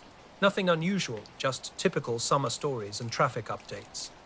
The next day, I called the harbour office, hoping for some insight. The tired voice on the line reported no unusual activity. Since that night, I've avoided returning to the beach. When I close my eyes, those mysterious lights hang in my memory, silent and unexplained. What haunts me most is how the ocean swallowed those lights without a sound, leaving behind an absolute quiet that seemed to consume everything. It was a typical Thursday morning, misty with a steady rain that somehow penetrated every layer of clothing. Missing my usual bus, I found myself on the 7:20 into the city, a route I rarely take. The bus was predictably crowded, stop and go, filled with the smell of wet coats and cheap coffee. I slid into an empty aisle seat, trying to shake rain from my hood without disturbing near the present. We're due did not to fade by passengers. As I reached for my earbuds, my eyes caught a passenger 2 rows ahead, a man in his mid-30s wearing a grey windbreaker and jeans. A small, crescent-shaped scar just above his right eyebrow caught my attention, though I couldn't explain why. The bus lurched forward. As we approached the next stop, another passenger boarded, momentarily breaking the journey's monotony. My body tensed before I could fully process why. There were two men who looked identical, down to the smallest detail. One sat near the front of the bus, the other toward the back. Same grey windbreaker, same jeans, same short dark hair. Even their facial features were eerily precise, a faint scar in the exact same spot above the eyebrow, matching nose shape, identical jawline, shoulders slightly hunched forward. Neither seemed aware of the other. The front guy kept his eyes on the window while the one behind me stared straight ahead. When I got up to let someone pass, I caught a glimpse of the back guy's eyes, light brown, exactly like the first man's. He blinked slowly, holding my gaze before looking away casually. A woman across the aisle noticed my repeated glances and frowned, clearly thinking I was being nosy. But I couldn't stop watching. I wanted some sign, a subtle acknowledgement, a shared look that would explain this bizarre situation. Nothing happened. They didn't exchange so much as a glance. The bus grew quiet on the highway, just the sound of tires on wet pavement. I put in my earbuds without music, listening intently. No conversation. The front guy eventually stood and walked out, leaving behind a sharp, metallic smell. Shortly after, the second man also departed at a different location. My unease grew when I reached my stop. There, across the street under an awning, stood the first man, hands in pockets, staring down the block, completely still. Waiting. I work at the public library in a small Vermont college town. The pace here is slow, especially in the late afternoon, when classes have ended but most people haven't returned home. For 3 years, I've been the assistant librarian, helping people find research materials mainly related to environmental science and forestry, my field of study and passion. A few months back, something strange began. One afternoon before closing, I noticed a man sitting in the back corner of the reading room. This spot was unusual, mostly empty, facing away from the main floor. I didn't recognize him. He wore a simple dark jacket and jeans, with neatly combed hair, but his posture seemed stiff and unnatural. He had a notebook and pen, but no digital devices. What drew my attention were the books stacked quietly on his table. They focused on very specific topics: botany, old forestry techniques, plant ecology, exactly the kind of materials I typically help students locate. Yet something felt off. None of these books had due dates stamped on them, and they didn't appear to be checked out. Then his head turned, slow and deliberate, and his eyes locked on mine. No smile, no nod, just watching. I started walking toward my office, telling myself to stop being paranoid. But halfway down the block, a reflection in a shop window made me glance back. Another figure was crossing the street behind me. I walked faster, cutting down a side street. When I reached my building, I didn't look around again. I badged in, took the elevator, and tried to focus on work. At lunch in the lobby cafe, I saw a figure pass by outside wearing a grey windbreaker. I didn't leave the office until after dark and took a different bus home. Throughout the ride, I kept my head down, barely looking at anyone. At one stop, we paused at a light, and I glanced out. Across the intersection, someone stood watching the bus, lay-beige sasa, and leaning against a lamppost in the drizzle. Grey windbreaker, a small crescent scar over the eyebrow. He came to the library every day, almost like clockwork. His behavior was odd from the start. While I was working, I'd catch glimpses of him sitting quietly, always in the same spot, surrounded by books from my field of study. But something wasn't right. He never actually read the books. When I wasn't looking directly at him, he'd quickly flip through pages, then set them back down without making any notes or using bookmarks. His movements were quick and deliberate, almost nervous. He avoided eye contact completely, sitting with his head down or facing the wall, seemingly trying to remain unnoticed. I tried speaking to him a couple of times. "Do you need help finding anything?" I'd ask. He'd just continue scribbling in his notebook, filling pages with neat, methodical writing. Numbers, letters, intricate charts. No response, no acknowledgement. Over the next few weeks, his pattern became more strange. He appeared daily at the same time, in the same location, with the same stack of books. Yet the books never left the table, never got checked out. His notebook was constant, pages turning, but no notes ever seemed to leave with him. One afternoon, during a brief power flicker, he vanished. When the lights returned, he was gone, but the books remained untouched. The next day, he was back, following the exact same routine. I started asking around, but no one else had seen him. It was as if he materialized out of thin air. Then came the truly bizarre moment. While shelving books in the environmental science section, I found one of his books lying on the floor between shelves, a book that definitely wasn't there the day before. When I examined it, a small, faint symbol caught my eye, a triangle with 3 dots inside. I compared it with other copies, but no other book had. D. this mark. The cataloguing librarian was just as puzzled, suggesting it might be from a previous owner, but something felt off. I first noticed something strange while shelving new arrivals at the library. A few days earlier, I'd spotted an odd mark in one of our old library books, a set we'd owned for years. Books like these shouldn't have writing in them. When I glanced up that day, I caught him looking at me. He was facing the wall as usual, but his head was slightly turned. Our eyes met briefly. His grey eyes seemed empty, like something was missing behind them. I quickly looked away, feeling a chill. The next day, the books he'd been reading vanished completely. I checked everywhere, the checkout logs, the stacks, asked other librarians, and even the cleaning crew. No one had moved them. It was as if they'd simply disappeared.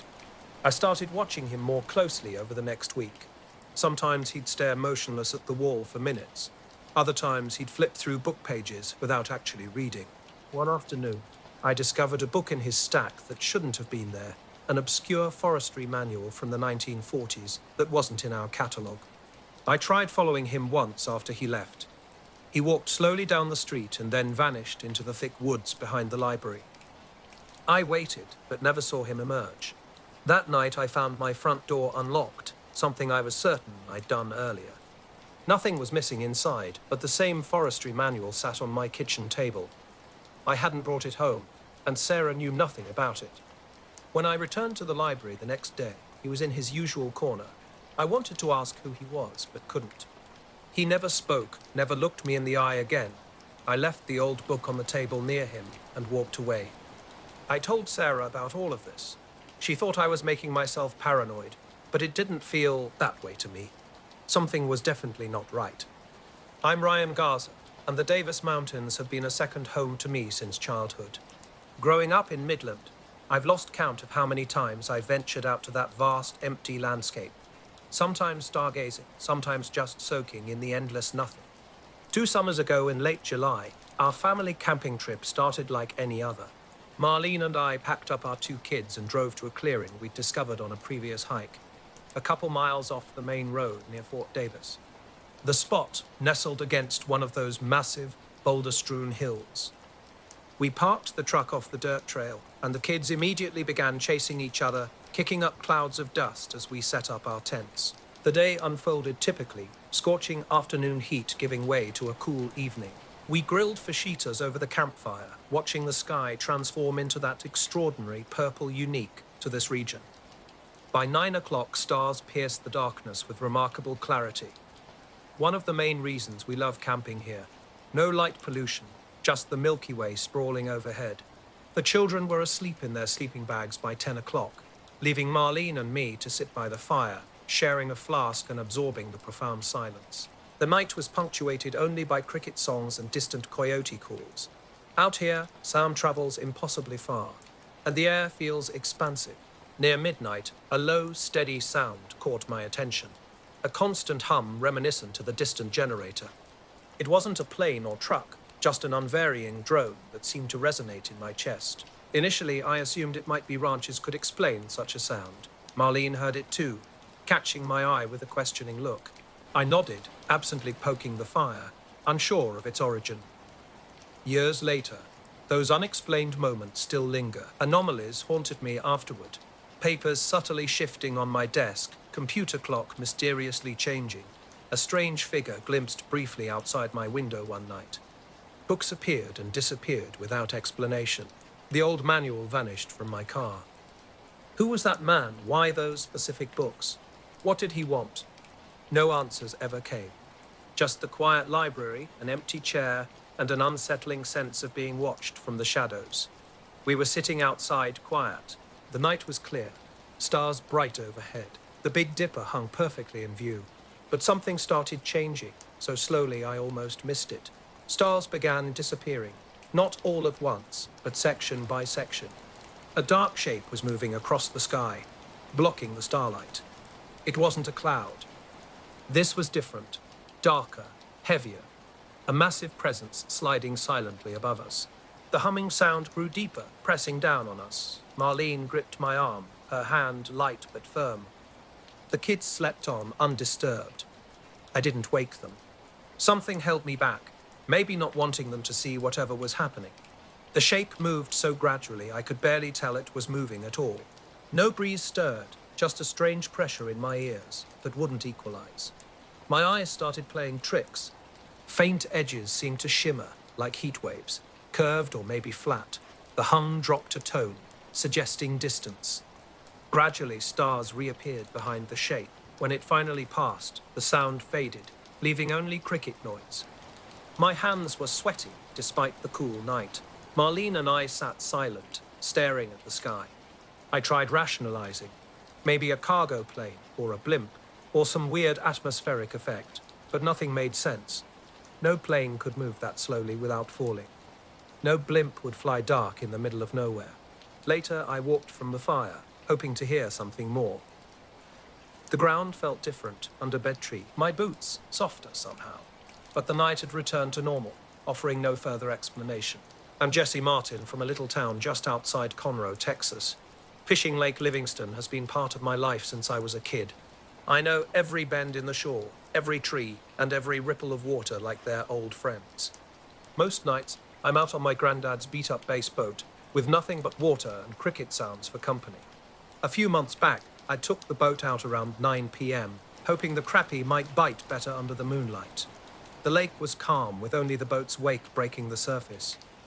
Stars spilled across a clear sky, and the day's heat had finally softened into a cool Texas night.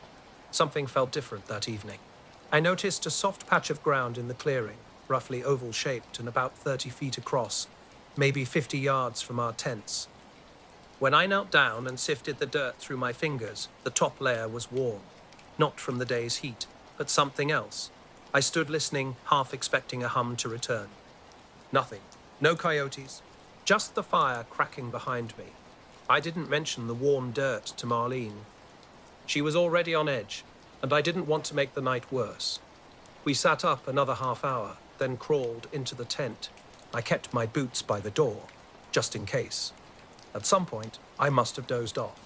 I woke to a silence so complete it felt wrong. Even the bugs had gone quiet. Marlene breathed slowly beside me. I didn't hear the kids. Easing the tent zipper open, I peeked out.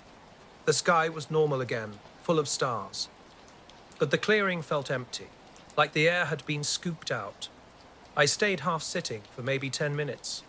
Then I heard it again, way off in the distance, the same low hum, fading even as I caught it. It didn't come back. By morning, everything looked ordinary. The soft patch of dirt had cooled, but Ramar ain't looser than the surrounding ground. I kicked some dust over it and packed up our stuff. Marlene didn't bring up the noise or the missing stars until we were halfway back to Midland. When she did, it was just one sentence. "You saw it too, right?" I told her yes. That was all we said about it. I was out fishing near the North Shore, sitting by my favorite old cypress stand about a mile from the shoreline. The night was quiet, just me and my fishing lines. Then something caught my eye out in the lake's middle. What I saw wasn't like any normal nighttime fishing scene. Two pale light beams were shining straight down from high up, moving in perfect sync. They weren't harsh or bright, just a soft glow that swept slowly across the water's surface. At first, I thought it might be a boat with a spotlight, since people are often out fishing late. But this was different. The beams stayed perfectly parallel, maybe 10 or 15 feet apart, scanning back and forth methodically. No sound interrupted the gentle water lapping against my boat. No engine noise, no motor hum. Just those strange, silent lights. I looked up, searching for a source. No plane, no helicopter, nothing visible in the sky that could explain these beams. When I tried to capture it on my phone, something weird happened. The screen froze completely for about 30 seconds before restarting like nothing was wrong. I checked my photos afterward, but there was no trace of the lights, as if they'd never existed. For what seemed like 5 minutes, the lights continued their slow, deliberate scanning of the lake. Then they started fading, first one beam, then the other, until only darkness remained. I sat there stunned, trying to make sense of what I'd just witnessed. On my way back to shore, an uneasy feeling crept over me. Something felt off, like invisible eyes were watching. But every time I looked around, here was just the lake and the trees. Back at the dock, my friend Ray was waiting. When I told him about the lights, he just laughed and suggested it might be a reflection from a passing truck or plane. But I know what I saw didn't match any normal explanation. I spent that night and many after searching news sites and social media, hoping to find some confirmation. Nothing. No reports, no mentions, no explanations. Just my memory of those precise, methodical light beams that defied understanding. Here's the rewritten version. The night hung heavy around the little marathon station west of Brownwood. My rig had been coughing, so I pulled off Highway 67 onto the gravel shoulder.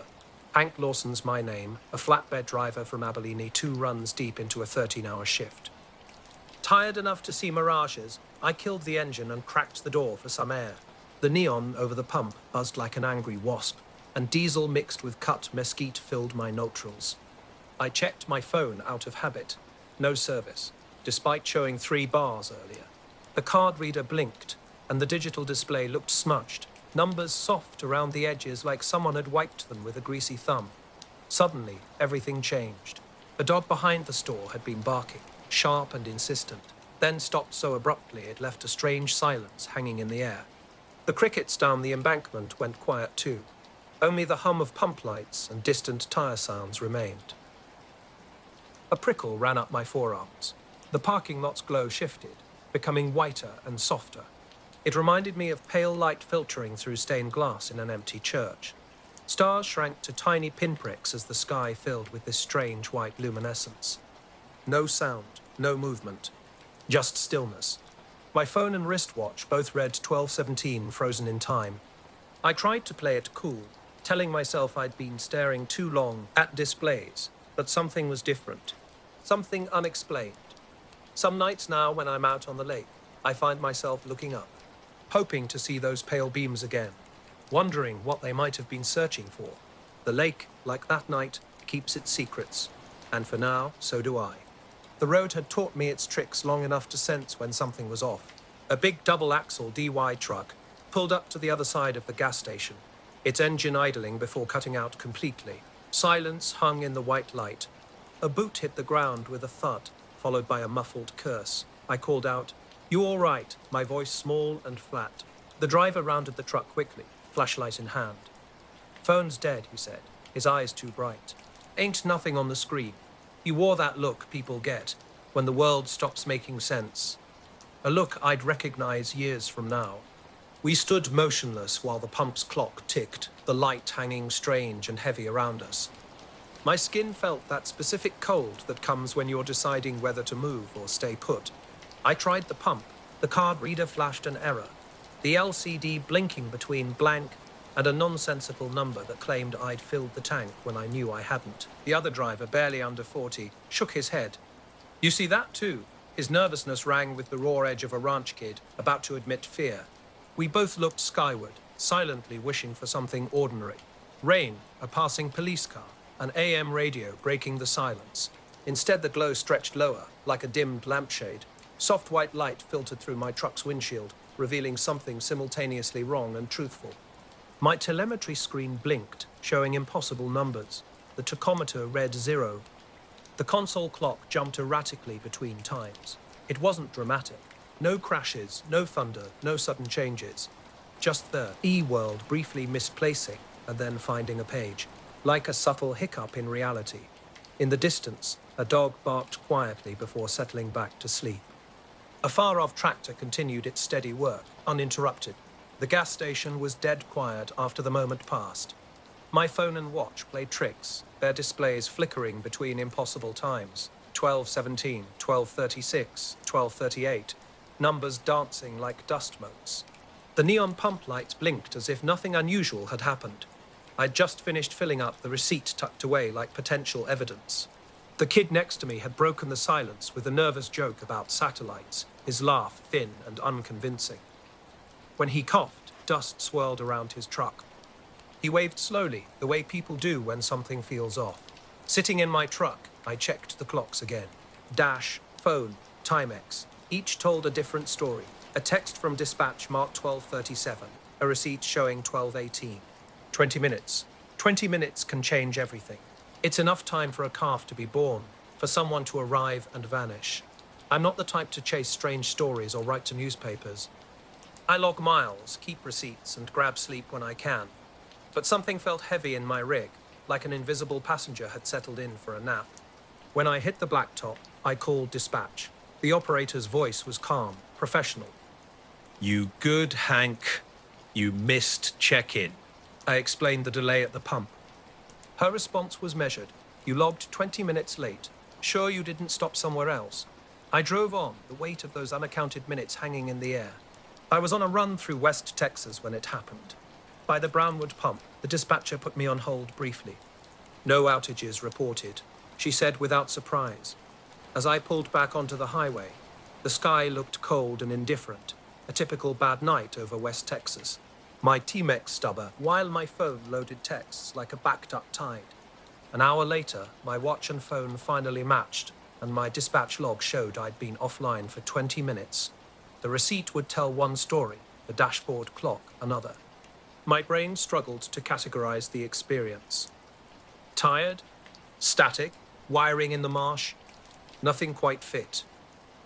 The next day, I mentioned it to my buddy at the yard. He just nodded and said, "That whole stretch has got weird power lines," then laughed a bit too loudly. I tucked the conversation away with other strange encounters. Mirrors on the roadside that didn't look right.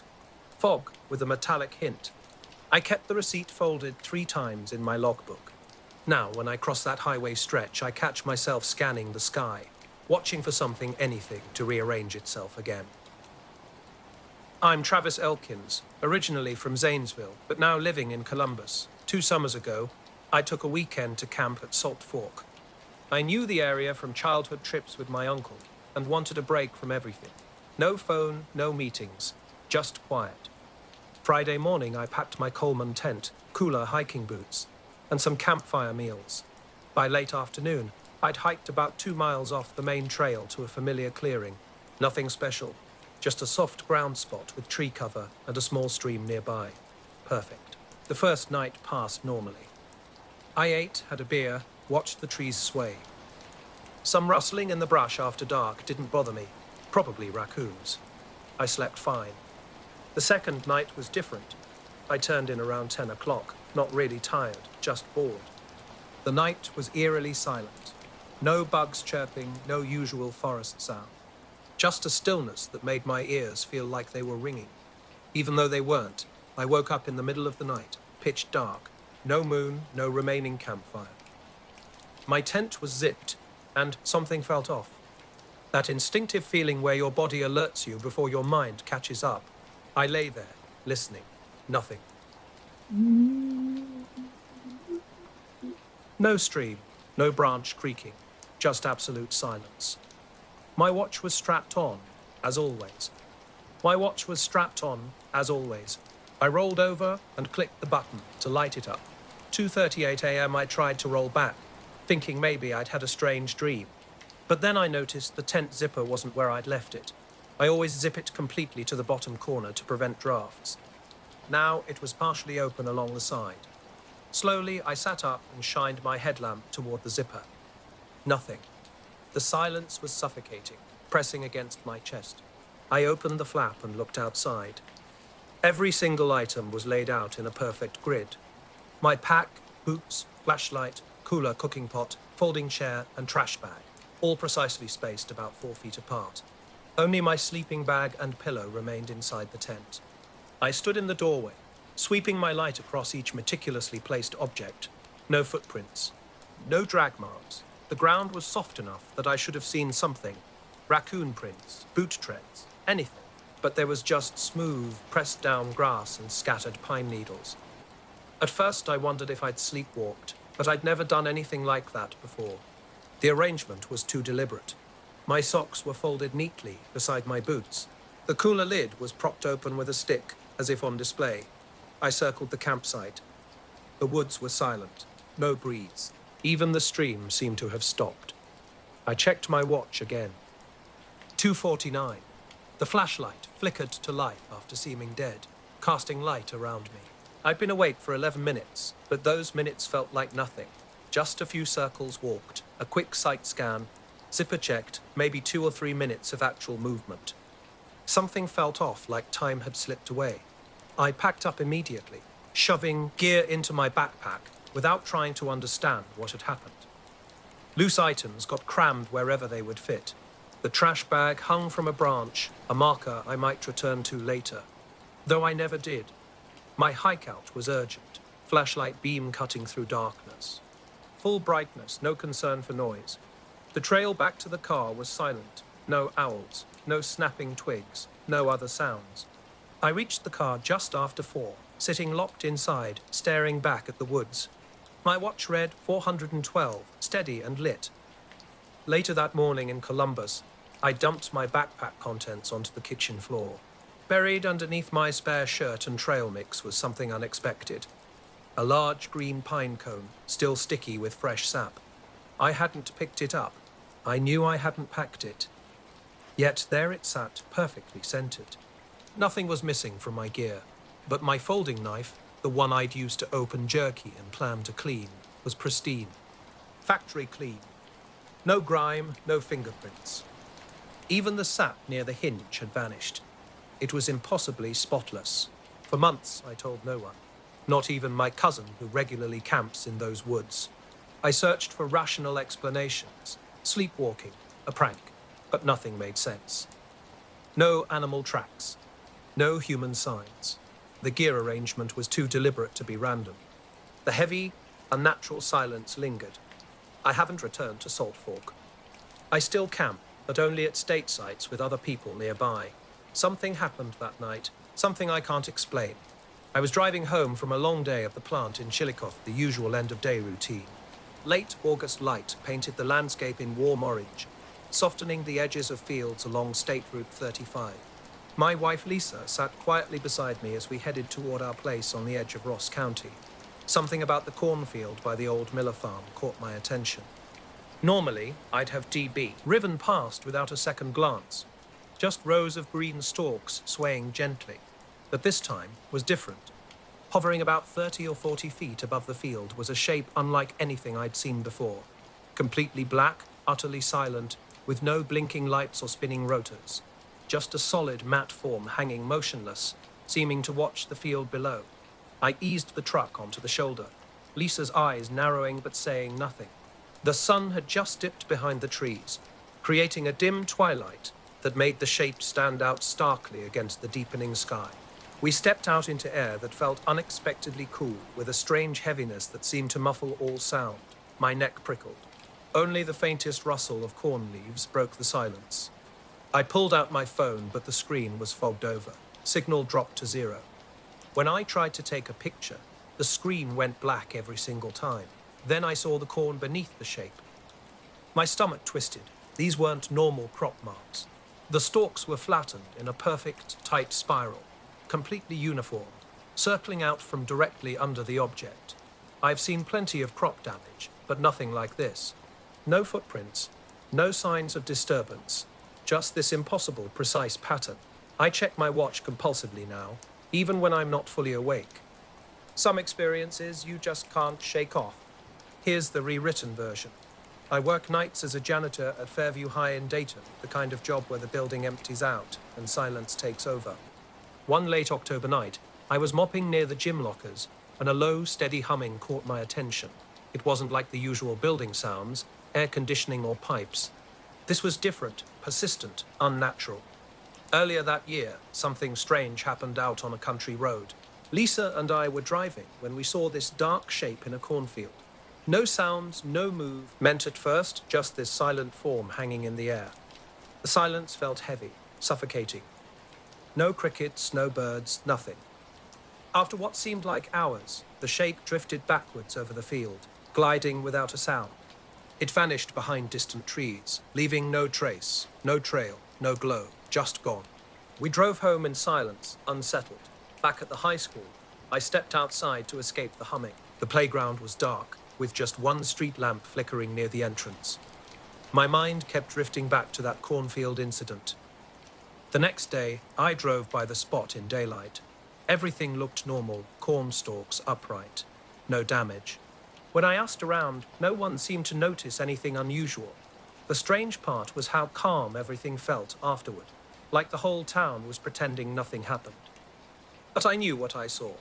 That perfect spiral in the corn, that shape hanging motionless, the cold air. A feeling of being watched, something waiting, then disappearing without a trace. That night at the school, the humming continued. It followed me, a constant reminder of something just beyond understanding.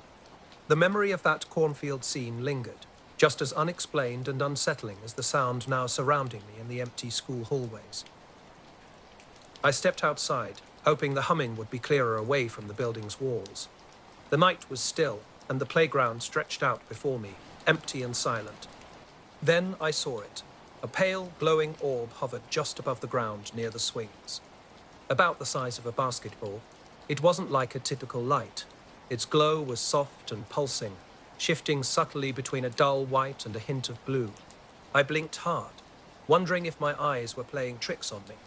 But it remained, suspended 3 feet off the ground, swaying gently, as if caught in an invisible breeze. The schoolyard was completely deserted.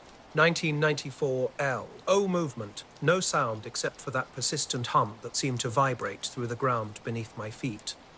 My stomach tightened with that unmistakable feeling something wasn't right. I wanted to call someone, maintenance, the principal, but my phone was dead, with no signal. Cautiously, I inched closer, my flashlight trained on the orb. The humming intensified with each step. Suddenly the orb flickered, almost like it was acknowledging my approach, and then vanished, just gone. I stood there, blinking into the darkness, half expecting it to reappear. In its wake, a sharp, clean smell lingered, that distinctive ozone scent you get after a lightning strike, or when a storm is brewing. I felt slightly ridiculous standing alone in the empty playground, so I headed back inside. The humming followed, growing fainter with each step, until it was barely a whisper. Inside, everything seemed normal. The old building creaked and groaned as always.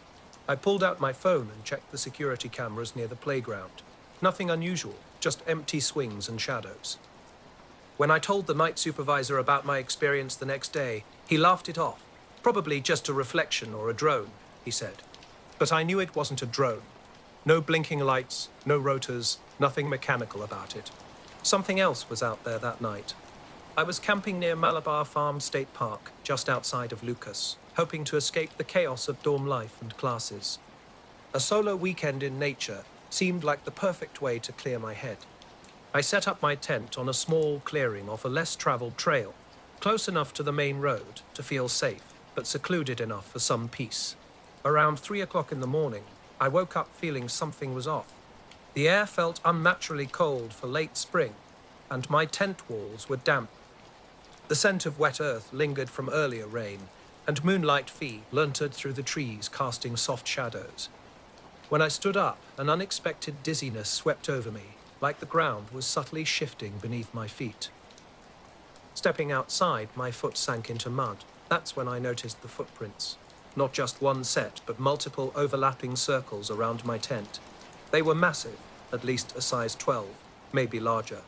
The prints were crisp and deliberate, not messy, as if something had been carefully pacing around me all night.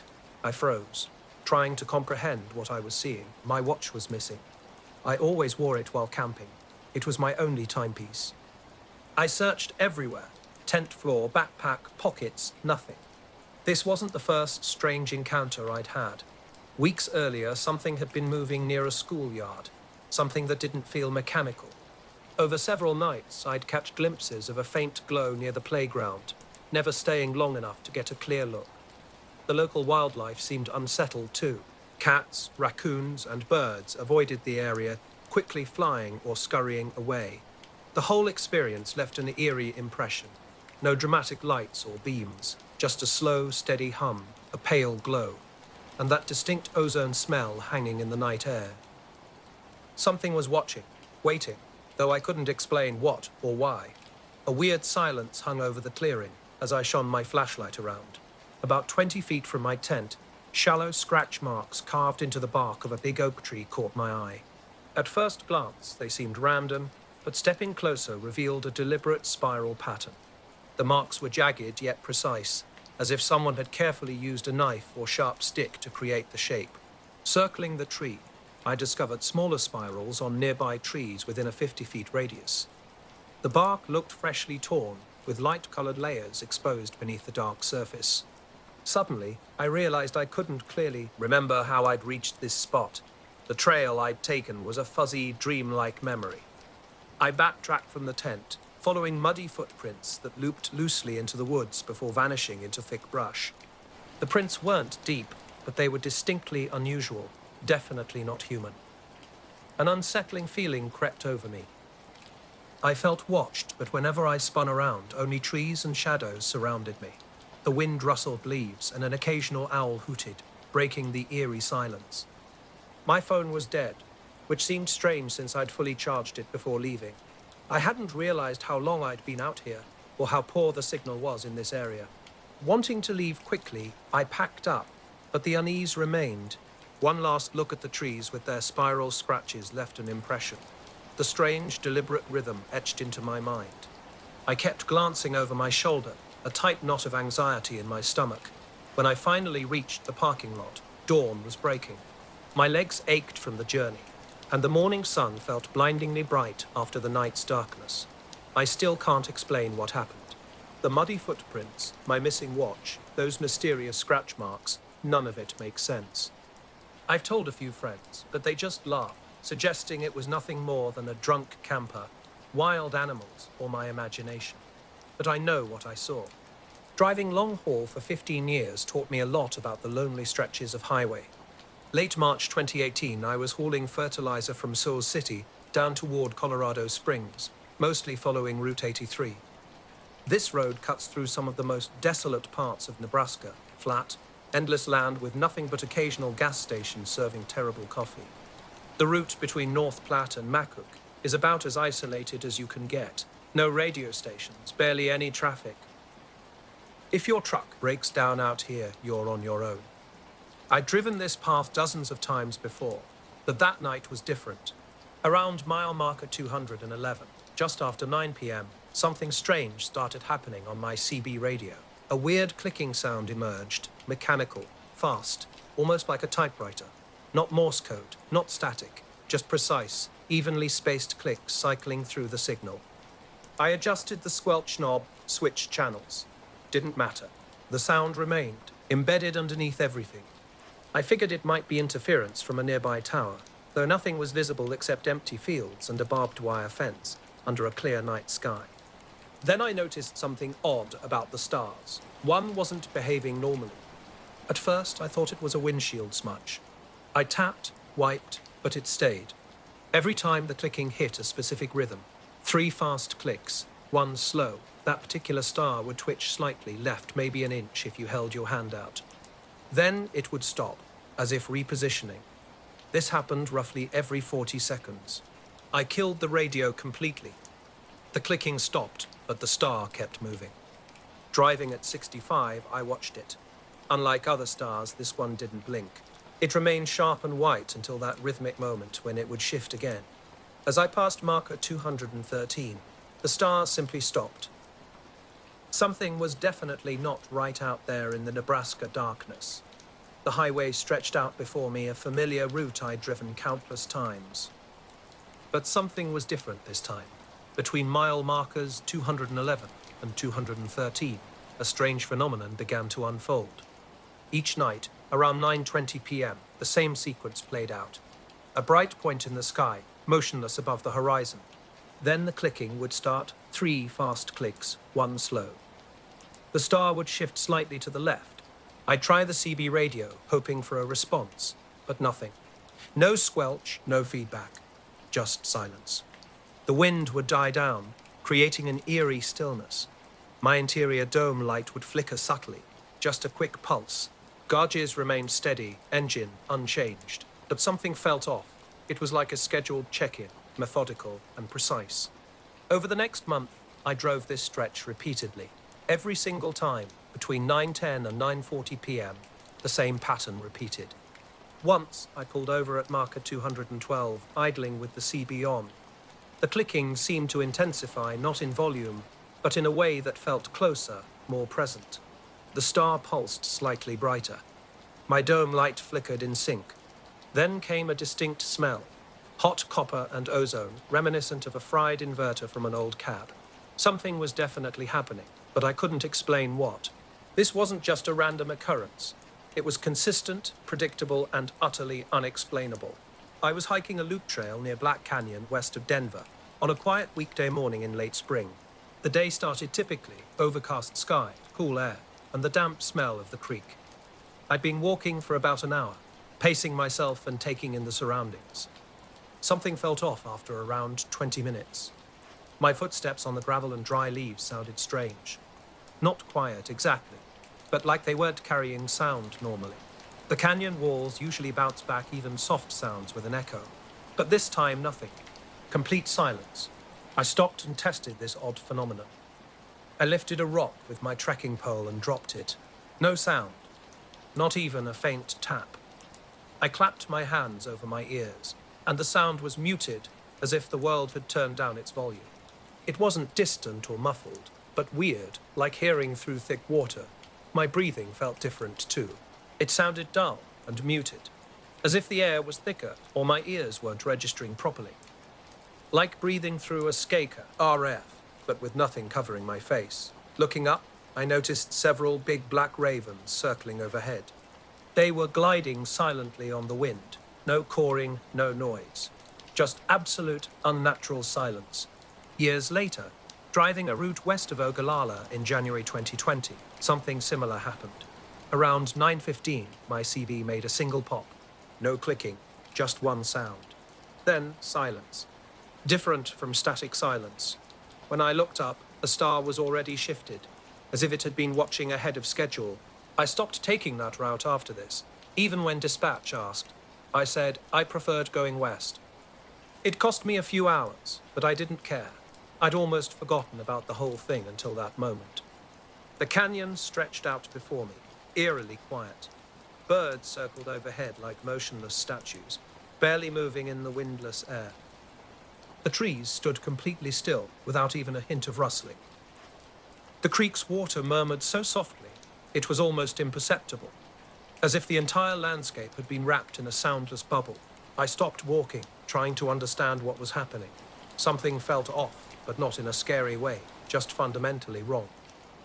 Moving forward cautiously, I noticed there were no echoes, no footsteps, no sounds at all. It was like the world had been paused, and I'd slipped into some strange, silent dream. After about 10 minutes, unease began to creep in. I slowly turned, scanning the surrounding cliffs and trees. Only the birds continued their silent gliding.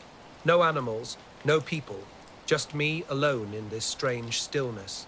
Bending down to examine the trail where gravel met dirt, I caught my foot on a hidden root beneath some leaves. I tumbled forward, my right knee scraping against a sharp rock. The moment I hit the ground, everything changed instantly. Sound rushed back with shocking intensity. My scrape against the rock, my quick breathing. Avon's distant call breaking the silence. It was like someone had flipped a switch. Suddenly, the wind returned. The creek babbled loudly, leaves rustled, and birds took flight, calling to each other with echoes bouncing off the canyon walls. Stunned, I sat there. My bleeding knee stung, but the noise was overwhelming after that profound silence. It felt like the world had started breathing again. Standing up, I rubbed my knee and looked around. Everything seemed normal, as if nothing unusual had happened. Walking back toward the trailhead, my steps echoed normally against the canyon walls. Birds were noisy and active, behaving as if nothing had occurred. Yet that strange silence lingered in my mind like a thin, translucent shadow beneath the usual sounds. On the drive home, I kept replaying the experience.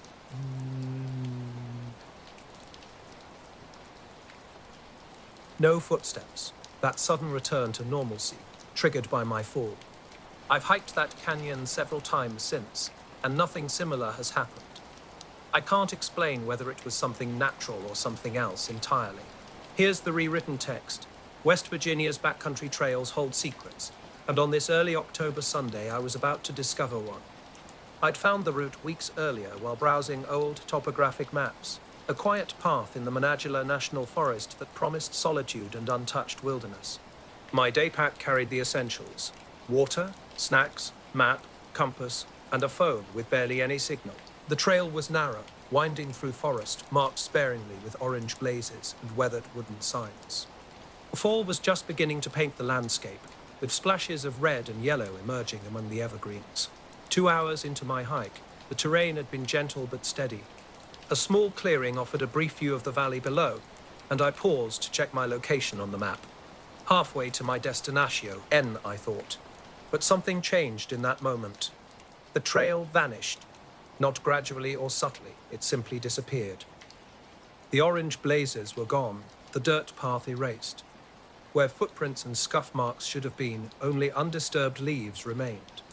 I moved back and forth, searching for any sign of the path, but found nothing. A low humming entered my awareness.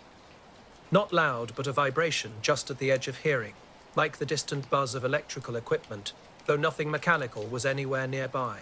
The forest hung in complete silence around this strange sound. For those 15 minutes, the world was suspended. The canyon seemed to hold its breath, and then it let go. I was hiking alone on the Blue Ridge Trail late one September afternoon, just after lunch. One of those days hung in the air, heavy with humidity, but cut through by a cool breeze threading between the trees. I'd left my car at the trailhead around noon, and had been walking steadily for about 2 hours.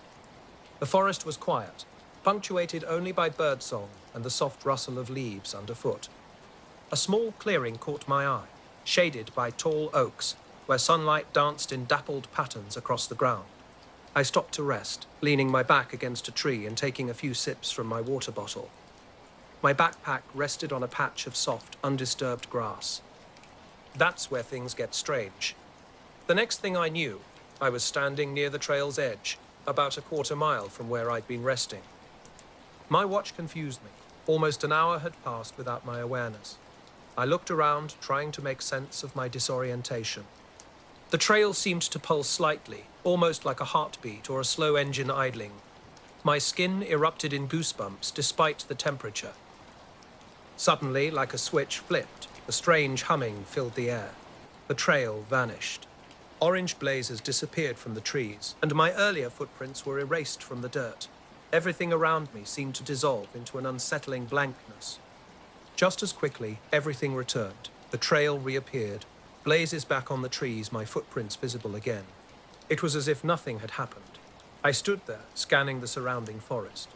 Trees, rocks, sky all looked exactly the same, but something felt different.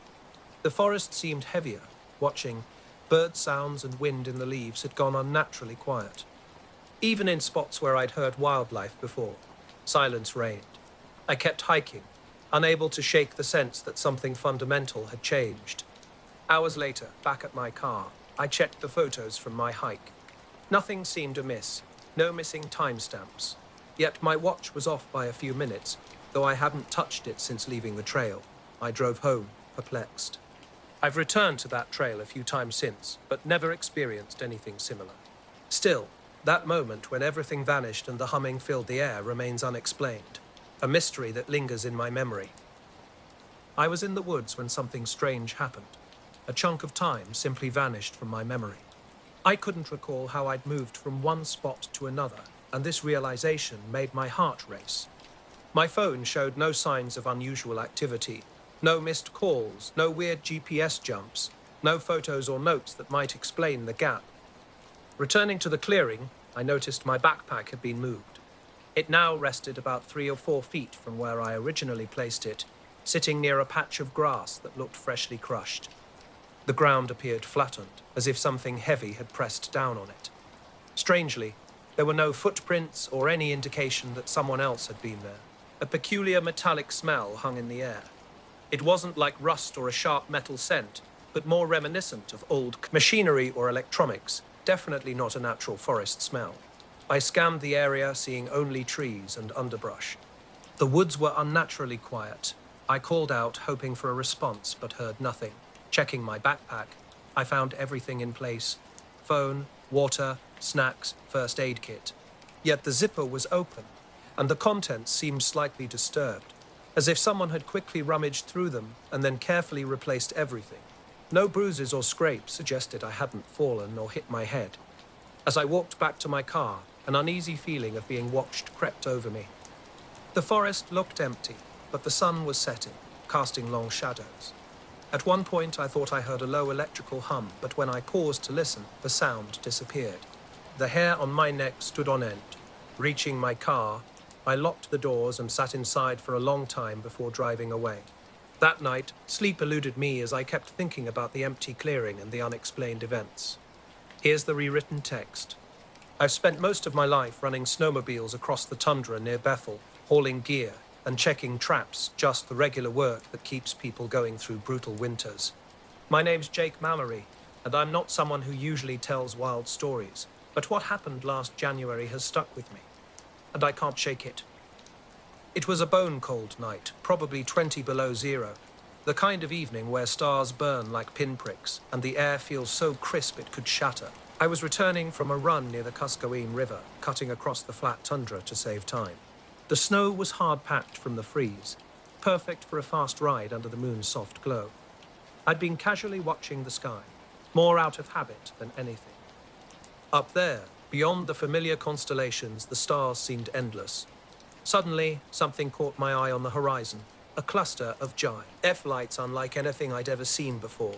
They weren't like planes or helicopters. These lights blinked with an almost mechanical precision, arranged in a perfect triangle with smaller points inside, almost like a grid. I slowed down, my heart thumping. The lights remained motionless and silent, hovering steadily against the cold night sky. The snowmobile's engine was the only sound, and even that felt distant and muffled. Weeks later, I found myself haunted by a strange experience on a hiking trail. There was the unexplained time loss, a moved backpack, and an odd metallic smell that lingered. I checked trail cameras and online reports, but nothing explained what happened. I returned the next weekend with a friend, retracing my steps to the clearing. The grass was flattened exactly where I'd seen something before, but the backpack was gone. We didn't hear or see anything unusual, but the heavy silence and faint metallic scent remained. Now, I keep returning to that trail, but never alone. When I close my eyes, I can almost feel that same heaviness, like something was watching. I'm not sure what happened that day, and the pieces still don't make sense to me. The cold nipped at my face as I sat on the sled, the world around me suddenly silent. Moments ago, mysterious lights had filled the sky, but now they were gone without warning. No fade, no gradual dimming, just instant darkness. Only stars remained. A sharp, electric smell caught my attention. Like ozone mixed with burnt wood, I scanned the frozen ground, finding nothing unusual. No scorch marks, no smoke. Just the typical tundra landscape. The strange scent lingered briefly before dissolving into the wind. I started the snowmobile and headed back slowly, constantly glancing over my shoulder. Those lights might return, but they didn't. In the following days, I couldn't shake the experience from my minute D.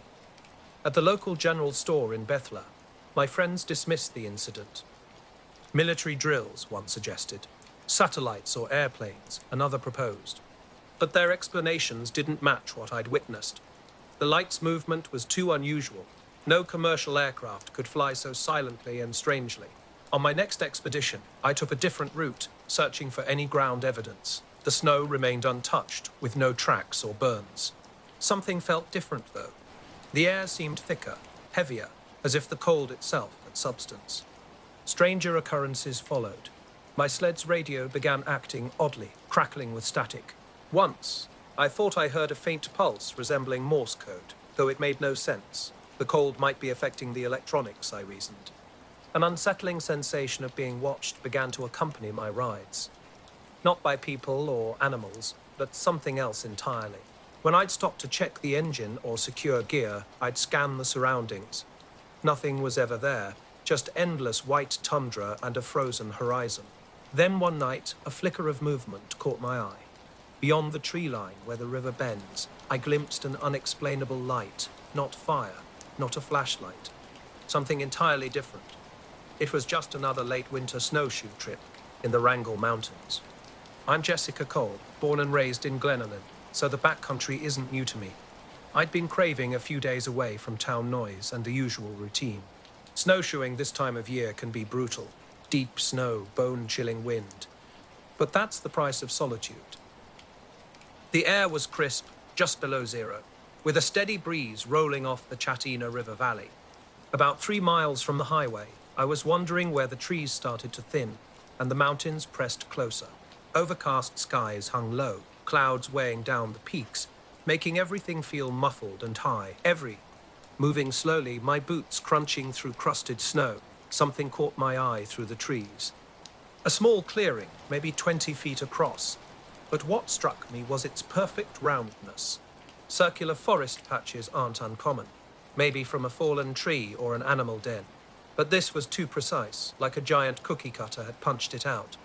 As I got closer, I noticed the clearing's center was a patch of ice, crystal clear and glassy, completely bare of snow. Something felt off. Then I saw it, a shape moving smoothly, like something reflecting moonlight, but floating impossibly. I tightened my jacket and kept going. Afterward, I started carrying extra gear, a flare gun, handheld GPS, even a small digital recorder, just in case. Nothing ever showed up on the recordings. No voices, no strange sounds, just my breathing and the snowmobile's hum. Weeks passed with no new sightings. The weather warmed, snow softened, and the tundra thawed. The weird smells and humming vanished. Life returned to normal, or as normal as it gets out here. But sometimes, when I'm alone on the snow, especially on quiet, clear nights, I swear I see blinking lights on the horizon. Never the same pattern, just a fleeting glimpse before they disappear. And occasionally that faint electric smell returns on the wind. I don't know what I experienced. Maybe no one else will ever see it. But under the endless Alaskan sky, some things don't follow the rules. And sometimes, just sometimes, you catch a momentary glimpse before they fade away. The forest held its breath around me, unusually quiet. No birds, no squirrels, not even wind sounds. I'd been standing near this strange circular ice patch, and something felt deeply wrong. Pine needles surrounded the ice in perfect, precise rows, not scattered, but aligned like wheel spokes. When I knelt down and brushed snow off one needle, it was John sum of such the H to the never, dry and brittle, but the air above the ice felt different. Warmer, not hot, just a subtle heat that seemed to hover right there, while frost clung to nearby branches. A low, almost imperceptible humming caught my attention. It wasn't like an engine or an animal sound, more reminiscent of a distant, quiet tuning fork or power line. I strained to hear it, looking around for any source. A generator, radio tower, anything. Nothing but trees and snow. The ice patch itself was odd. Its surface shimmered strangely, as if a thin glass sheet was bending light. When I tried to photograph it, my phone screen flickered and died. The faint humming briefly intensified, then stopped abruptly. My flashlight app wouldn't work either. A sinking feeling grew in my gut. Something wasn't right. I grabbed my pack and started back the way I came, but the woods felt different, denser, more oppressive. I stopped to catch my breath and checked my watch, shocked to discover almost 2 hours had passed, though it felt like mere minutes since I'd been at the ice patch. Time seemed to be playing tricks on me, stretching and compressing in ways that didn't make sense. The forest's unnatural silence pressed against me, heightening my sense that something extraordinary was happening. The day started like any other in my decade-long career as a miner in the Yukon Flats. I'm Eli Harper, and this particular contract had me deep in an old, forgotten lode mine, far from roads or radio signals. Just me, the drill, and narrow tunnels.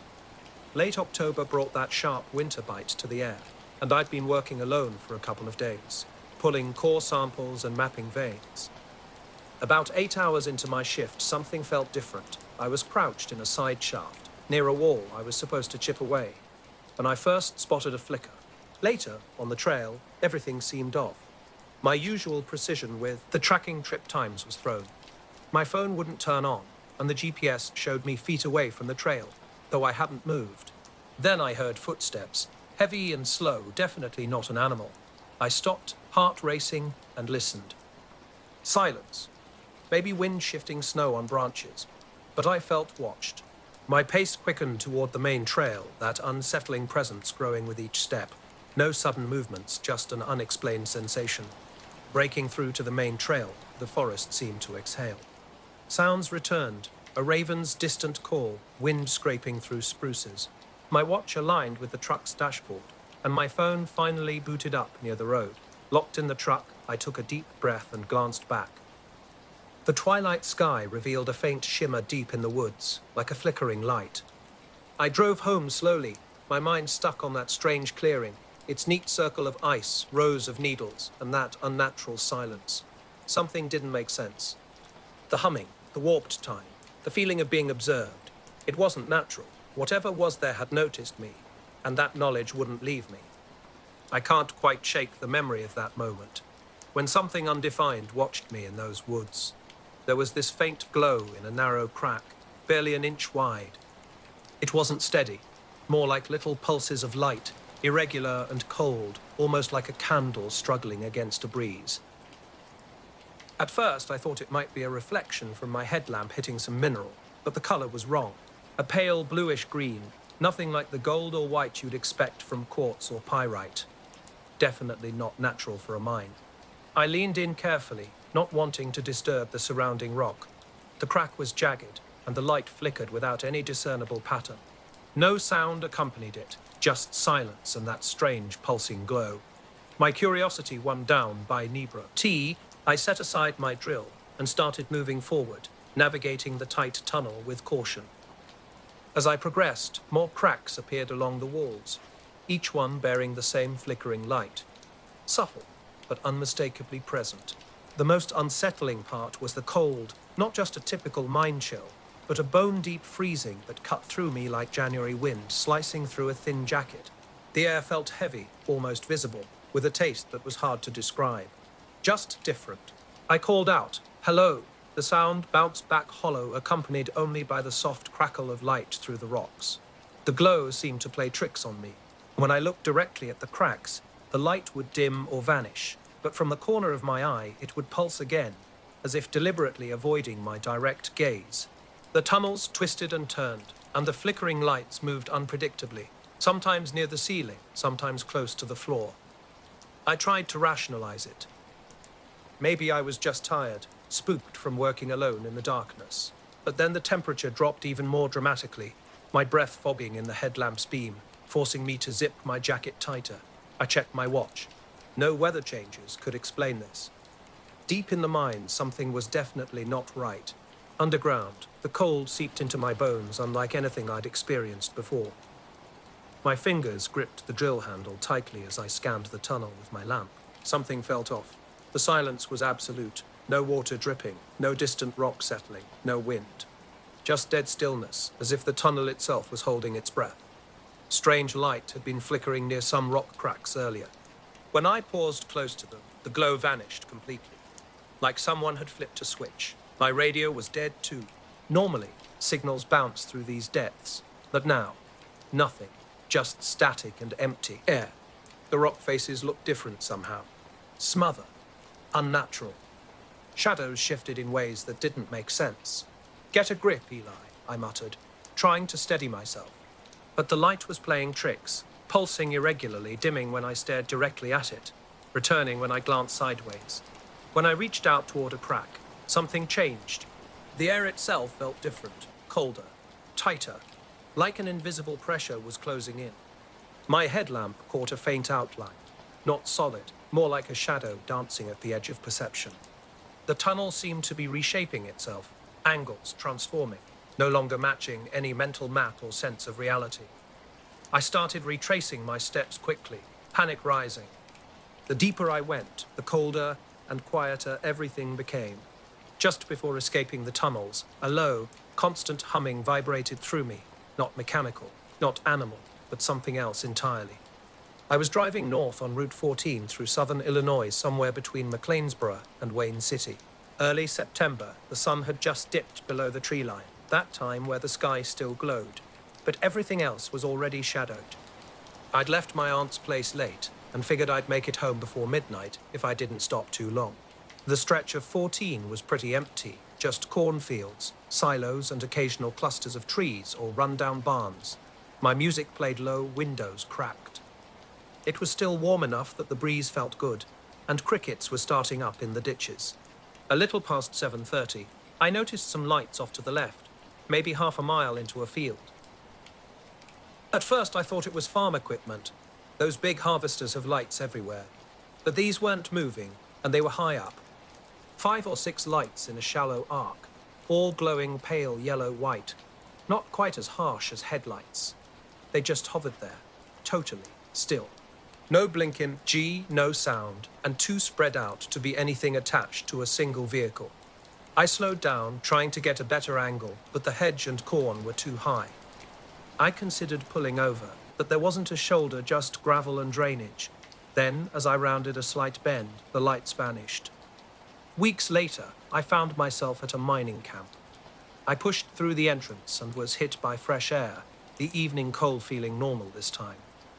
I sat on a rock outside, heart pounding, trying to make sense of it. Back at camp, I told the foreman what happened. He just nodded, saying, "Some old mines have their quirks, maybe a pocket of cold air or unusual minerals." But I knew that wasn't it. The next day, I went back with another guy from camp to check the tunnels. The cracks with the flickering light were gone. The walls looked solid, no gaps, no sign anything was there at all. The temperature inside was back to normal. The radio worked fine. The silence was just regular silence.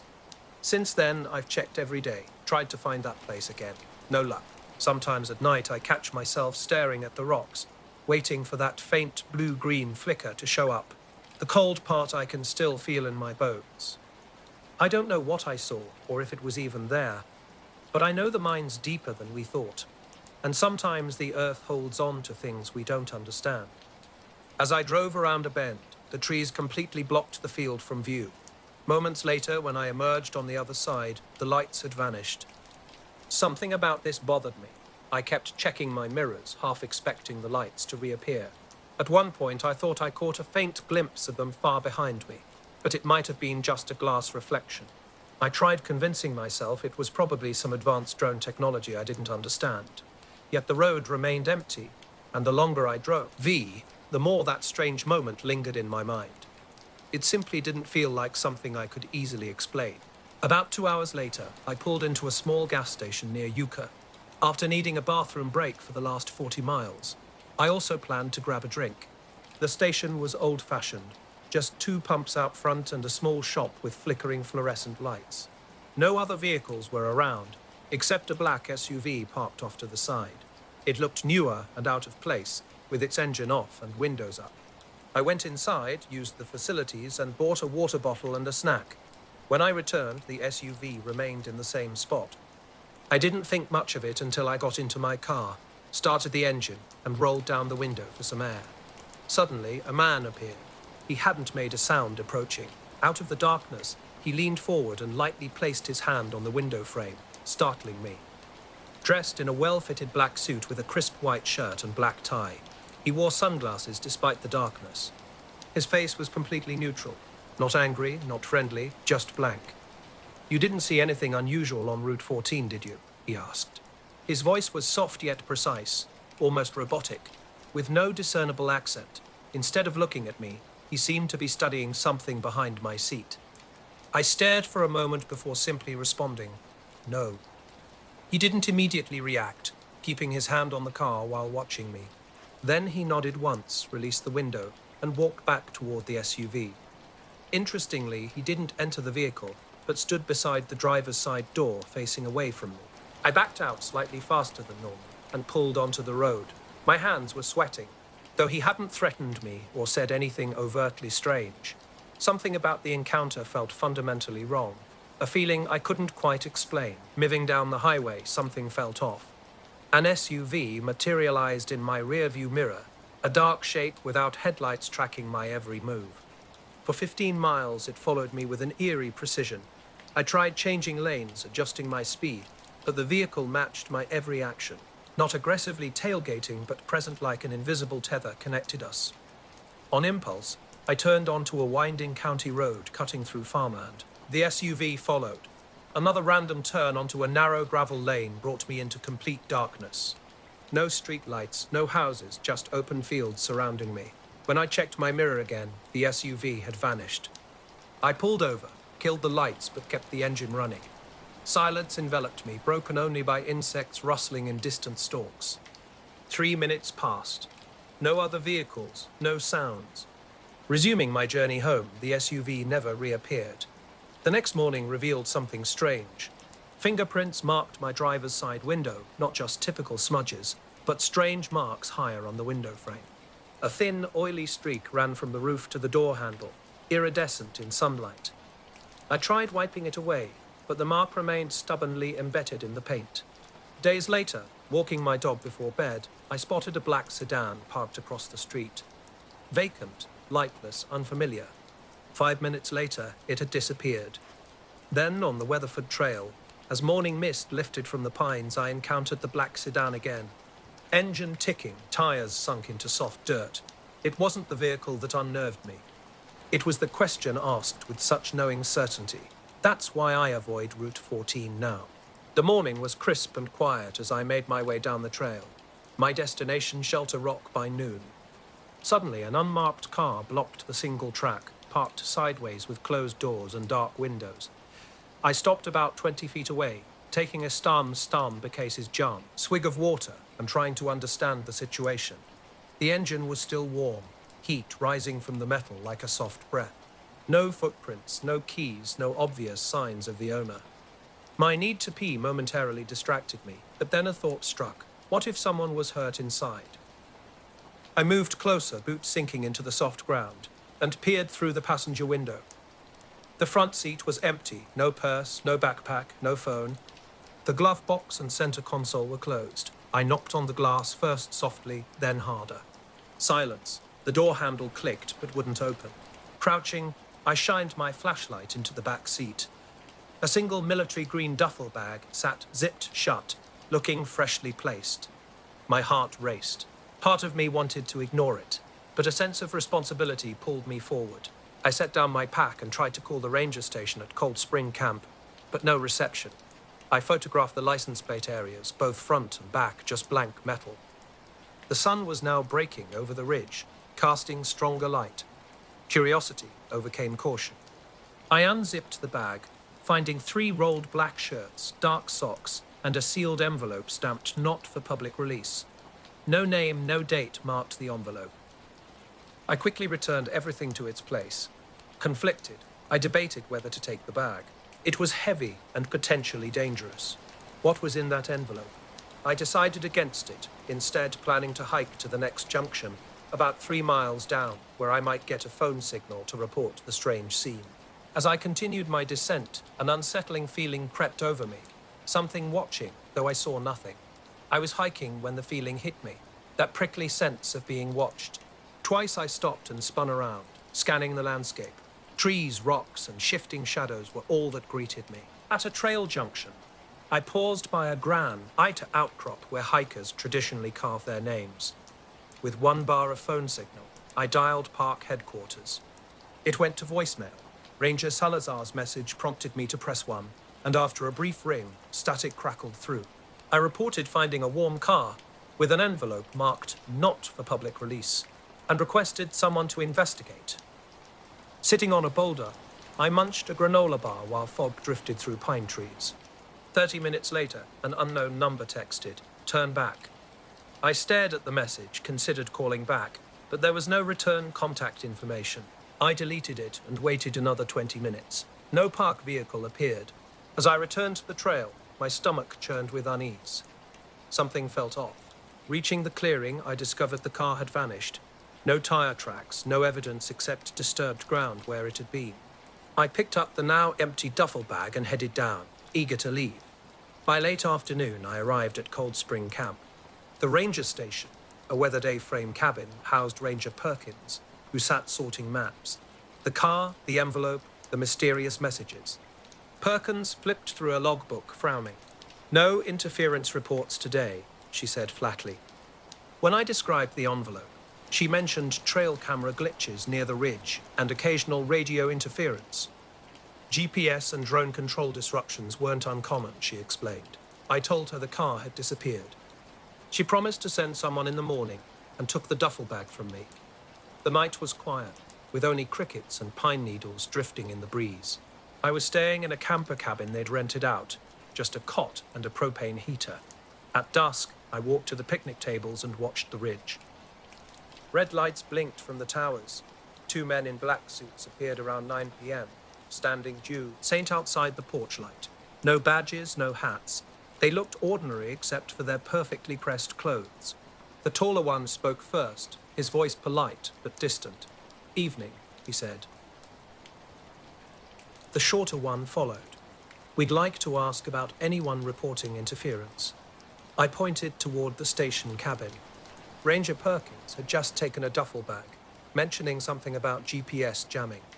They nodded, as if they'd already heard this. Then the tall one asked if I'd noticed anything unusual. Lights, sounds, anything off the trail. I remembered the warm car engine, the envelope, the phantom phone message. I told them the car was gone when I returned, but its engine was still warm when I found it. The shorter man lifted his hand, palm out. "Thank you, that will be all," he said, without smiling or asking more. They stood straight, hands by their sides, then turned and walked down the path toward the station, disappearing into the dark without flashlights. I locked the cabin door and pulled the covers over my shoulder. By morning, the duffel bag was gone from the locker. Ranger Perkins claimed no knowledge of it. The logbook showed no interference report, and the trail crew found no trace of the car. My phone's GPS logs didn't record MA coordinates. I hiked out early that day, skipping Shelter Rock and taking the main road back to town. At home, I put a new lock on my backpack and tossed the envelope photo in the trash. Sometimes I drive past that logging road, glancing up at Tower Ridge. Nothing there now, just quiet forest and distant towers. Night shifts at Green's 24-hour mini-mart can get strange. I'd been working since early evening, and by midnight I'd only served 12 customers. Mostly kids grabbing Red Bulls and one guy buying dog biscuits in the early morning hours. A black sedan had been parked under the lone street lamp for hours, sitting so still, negged quiet I could barely hear its engine over the air conditioner. It was polished, smooth, broad-shouldered, and completely motionless. Not the typical sight during overnight shifts, which usually bring out ghosts, drunk drivers, or college kids looking for snacks. I kept counting things to pass the time. 35 cigarettes sold, glancing periodically out the window where only the single overhead lamp moved, ticking like a slow clock. Even Scout, the store cat, seemed uneasy, huddled behind the chips aisle with her tail wrapped tight. At 1:17 a.m., the soda cooler buzzed and flickered briefly. The power surge was minor, just enough to dim the fluorescent lights while the coffee machine kept running. I figured it was just the store's wiring, and went to reset the breaker in the back room. The aisle 3 breaker had tripped, which I quickly flipped back. Later, around 2:45, a cold, clear water drip started near the back door, forming a small puddle on the concrete floor. I grabbed a mop and investigated, finding the leak under the air duct. Strangely, there was no condensation or obvious pipe damage. The dripping slowed and then stopped after about 5 minutes. When I emptied the bucket outside, the lot was empty. The mysterious sedan had vanished. My phone occasionally buzzed with messages from unknown numbers that I never opened, adding to the night's peculiar atmosphere. Throughout the shift, an unexplained tension lingered, the kind that makes the hairs on the back of your neck stand up for no apparent reason. Scout darted out from under the counter, rubbing against my leg as I circled back inside. The drip hadn't disturbed anyone, and a quick check of the restrooms confirmed they were dry. I grabbed a coffee, and by 3:30 the store had settled into quiet. The bug zapper over the door sizzled twice, sending a chill through the space despite the AC's cool setting. Pulled my hoodie tighter and noticed something odd. The sedan rolling forward 3 feet, with no driver visible in the window. The passenger door opened and closed on its own, as if guided by invisible tracks. Unnerved, I walked to the front doors and aimed my flashlight at the vehicle. No one was inside, no movement detected. The engine was off, thick tires blocking any potential sound of restart. Back at the counter, I rubbed my eyes and studied the security monitors. The cameras poorly covered the parking lot, with an angle that missed the driver's seat entirely. I hit the back lot view button, attempting to pan the camera, but the feed cut to static for 4 seconds before returning to normal. The black sedan remained frozen in pixelated grey. I stared until the static cleared, then pressed record. The feed continued without glitches. Around 4:50, a young woman buying trail mix approached. Her eyes darted between me and the lot. "Is something out there?" she asked. "No. Just an old car," I replied. After she left, I checked again. The sedan's roof was now empty. At 5:30, I went to the break room and opened the refrigerator. My turkey and cheese sandwich had vanished. No note, no wrapper, just empty plastic. I wondered if the night janitor had come early, though I'd heard no one. My shift wound down. The sky began to stain grey as I rang up 2 more customers buying lottery tickets and beef jerky. At 6:02, I hit the door chime and grabbed my jacket. Walking to the lot, I expected to see the sedan sitting there. Instead, the space was completely empty. No car, no footprints in the gravel, no oil spots. I was flying my rented Cessna 172 from the Pine Valley airstrip just after 5 in the afternoon, with the sun still high and hot over southern Oregon. My plan was simple: circle over the Rogue River Canyon, grab some landscape shots, and head back before sunset. Nothing complicated. At 3,500 feet, the wind picked up from the west. The radio buzzed with chatter about a small brush fire near Dry Creek Road. Fire crews had it contained, but a smoke plume was visible from a distance. Curious, I decided to swing by for a look. The canyon corridor was clear, so I banked east toward the rising haze. By 5:25, I was hovering over the fire. Below, the ground was a stark landscape of red-orange flames and blackened earth. Heat rose against the plane's belly, creating a subtle shudder, like driving over a rough patch at high speed. As I dialed my camera for a closer shot, something above the smoke caught my attention. 6 glowing orbs, silent and motionless, hovered about 100 feet above the tree line. They appeared pale, almost white at first glance. Earlier that morning, something strange had happened. I was leaving a location when my phone buzzed. A text from the manager instructed me to leave a key under the mat for maintenance at 10 o'clock. I hadn't discussed anything with her about recent issues. As I walked to my car, I noticed a black SUV idling across the street. A man in a black suit sat perfectly still, staring at me. When I raised my hand in greeting, he stepped out silently. "You won't remember this conversation," he said, pressing a small white card into my palm. I blinked, and suddenly he was gone. The SUV drove away without headlights, tires rolling silently. When I looked down, the card had vanished. My hand was empty. The convenience store's doors were closed, its lights still on inside. I got into my car, locked the doors, and drove away without looking back. The orbs drifted in a loose V shape, each one about 30 feet from its neighbor, moving in unison with the breeze. No prop wash, no strobe light, just a gentle, almost hypnotic drift. When I zoomed in, they revealed a soft amber core, surrounded by a thin halo. Blinked and reached to steady the camera, but the orbs remained unchanged, silent. The radio chatter felt distant, and even the engine noise seemed muted. I cracked the window open, straining to listen. Nothing but the propeller's hum and wind's rush broke the silence. For 2 minutes, I watched them, contemplating a call to flight service about a possible drone or hot air lanterns. Something held me back. Slowly, the orbs drifted apart, one sliding to each side as if dispersing into the woods. I snapped a few more photographs before banking north to climb out of the thermal updraft. By 5:40, I was clear of the smoke, heading back to Pine Valley. My camera's memory card was filled with fireline images, burned pine landscapes, and a handful of grainy orb shots. My heart raced, but I rationalized it as likely a containment balloon experiment, something the fire district might have released to monitor air currents. After radioing the tower and receiving clearance to land on runway 21, I taxied in. The strip was empty save for an idling fuel truck near the hangar. I cut the engine and stepped into the cool, late afternoon air. 2 mechanics waved, but I gave a quick nod, focused on reaching the pilot's lounge to download my photos. That's when he appeared, tall and lean, wearing a black suit that seemed out of place on the dusty tarmac. No pilot's wings, no name tag, just dark glasses, and a slim black tie. He approached with a measured stride, hands clasped behind his back. "Captain Lewis," he said, his voice smooth. I shook his extended hand, sensing something official about him. "Yeah, that's me, Richard Lewis. You with the fire department?" He shook his head. "Just a concerned observer. You saw those orbs over Dry Creek, correct?" My stomach tightened. "Yeah, I was circling the fire. Got some shots." He nodded slowly.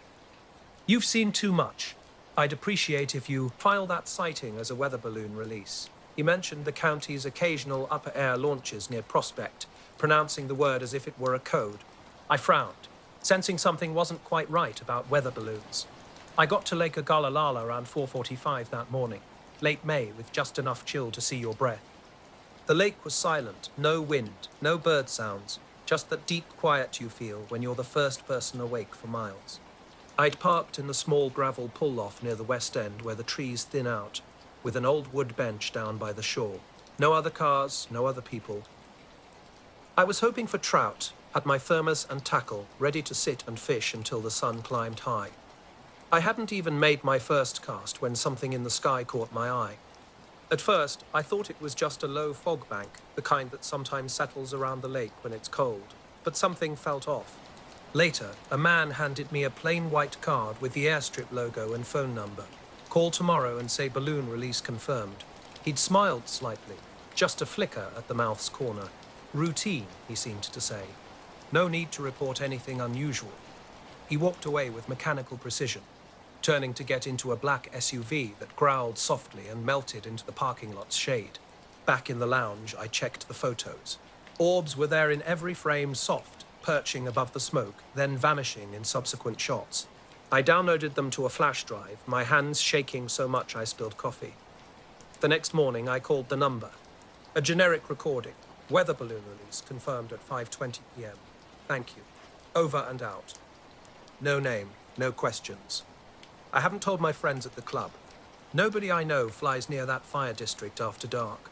Every time I look at the photos, I see 6 amber circles glowing in the gloom, perfectly still. What were They tracking? I keep the flash drive hidden in my console, telling myself they're just weather balloons. If I say it enough, maybe I'll believe it. The lake was dead silent that morning. No fish broke the surface, not even a ripple.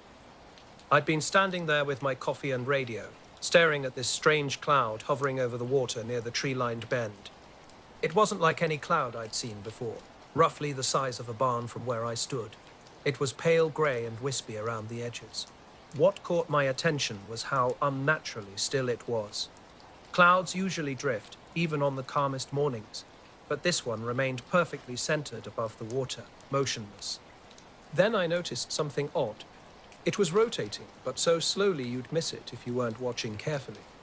A lazy counterclockwise turn that took nearly half a minute to complete. Something about it made my stomach go cold. I flipped on my handheld weather radio, hoping the background noise might settle my nerves. Instead, a low humming sound emerged beneath the static. It wasn't radio interference. The tone seemed to breathe, rising and falling, always just under the surface of the broadcast. When I switched channels, the hum followed, changing frequencies but maintaining its steady vibration. The lake had gone completely still, like a sheet of glass.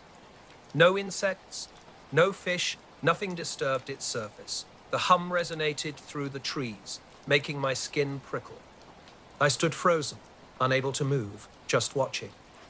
As the sun crested the ridge behind me and touched the edge of this strange phenomenon, something remarkable happened. Instead of illuminating like a normal cloud, it shimmered briefly, like heat waves rising from asphalt, and then vanished. Not quickly, not dramatically, just gone. The lake went silent. What had been a soft, steady hum vanished instantly, like a light switch cutting the entire power. The projector-like image disappeared just as abruptly. My radio crackled back to standard static, catching the last fragments of a weather report. Ripples spread across the water's surface. A fish popped up, then another. Small rings expanded outward from where they broke through. Something strange had happened, but I couldn't explain what. I packed up quickly. My coffee went untouched. Without pausing to investigate or discuss what I'd witnessed, I zipped my gear, turned, and walked directly back to my truck. For a long time, I kept this experience to myself, unsure how to describe what I'd seen. I apologize, but the text you've provided seems to be an incomplete or fragmented passage. It appears to be a partial sentence or excerpt from a larger narrative. Without the full context or original text, I cannot rewrite or restructure it. Could you please provide the complete original text that you would like me to rework?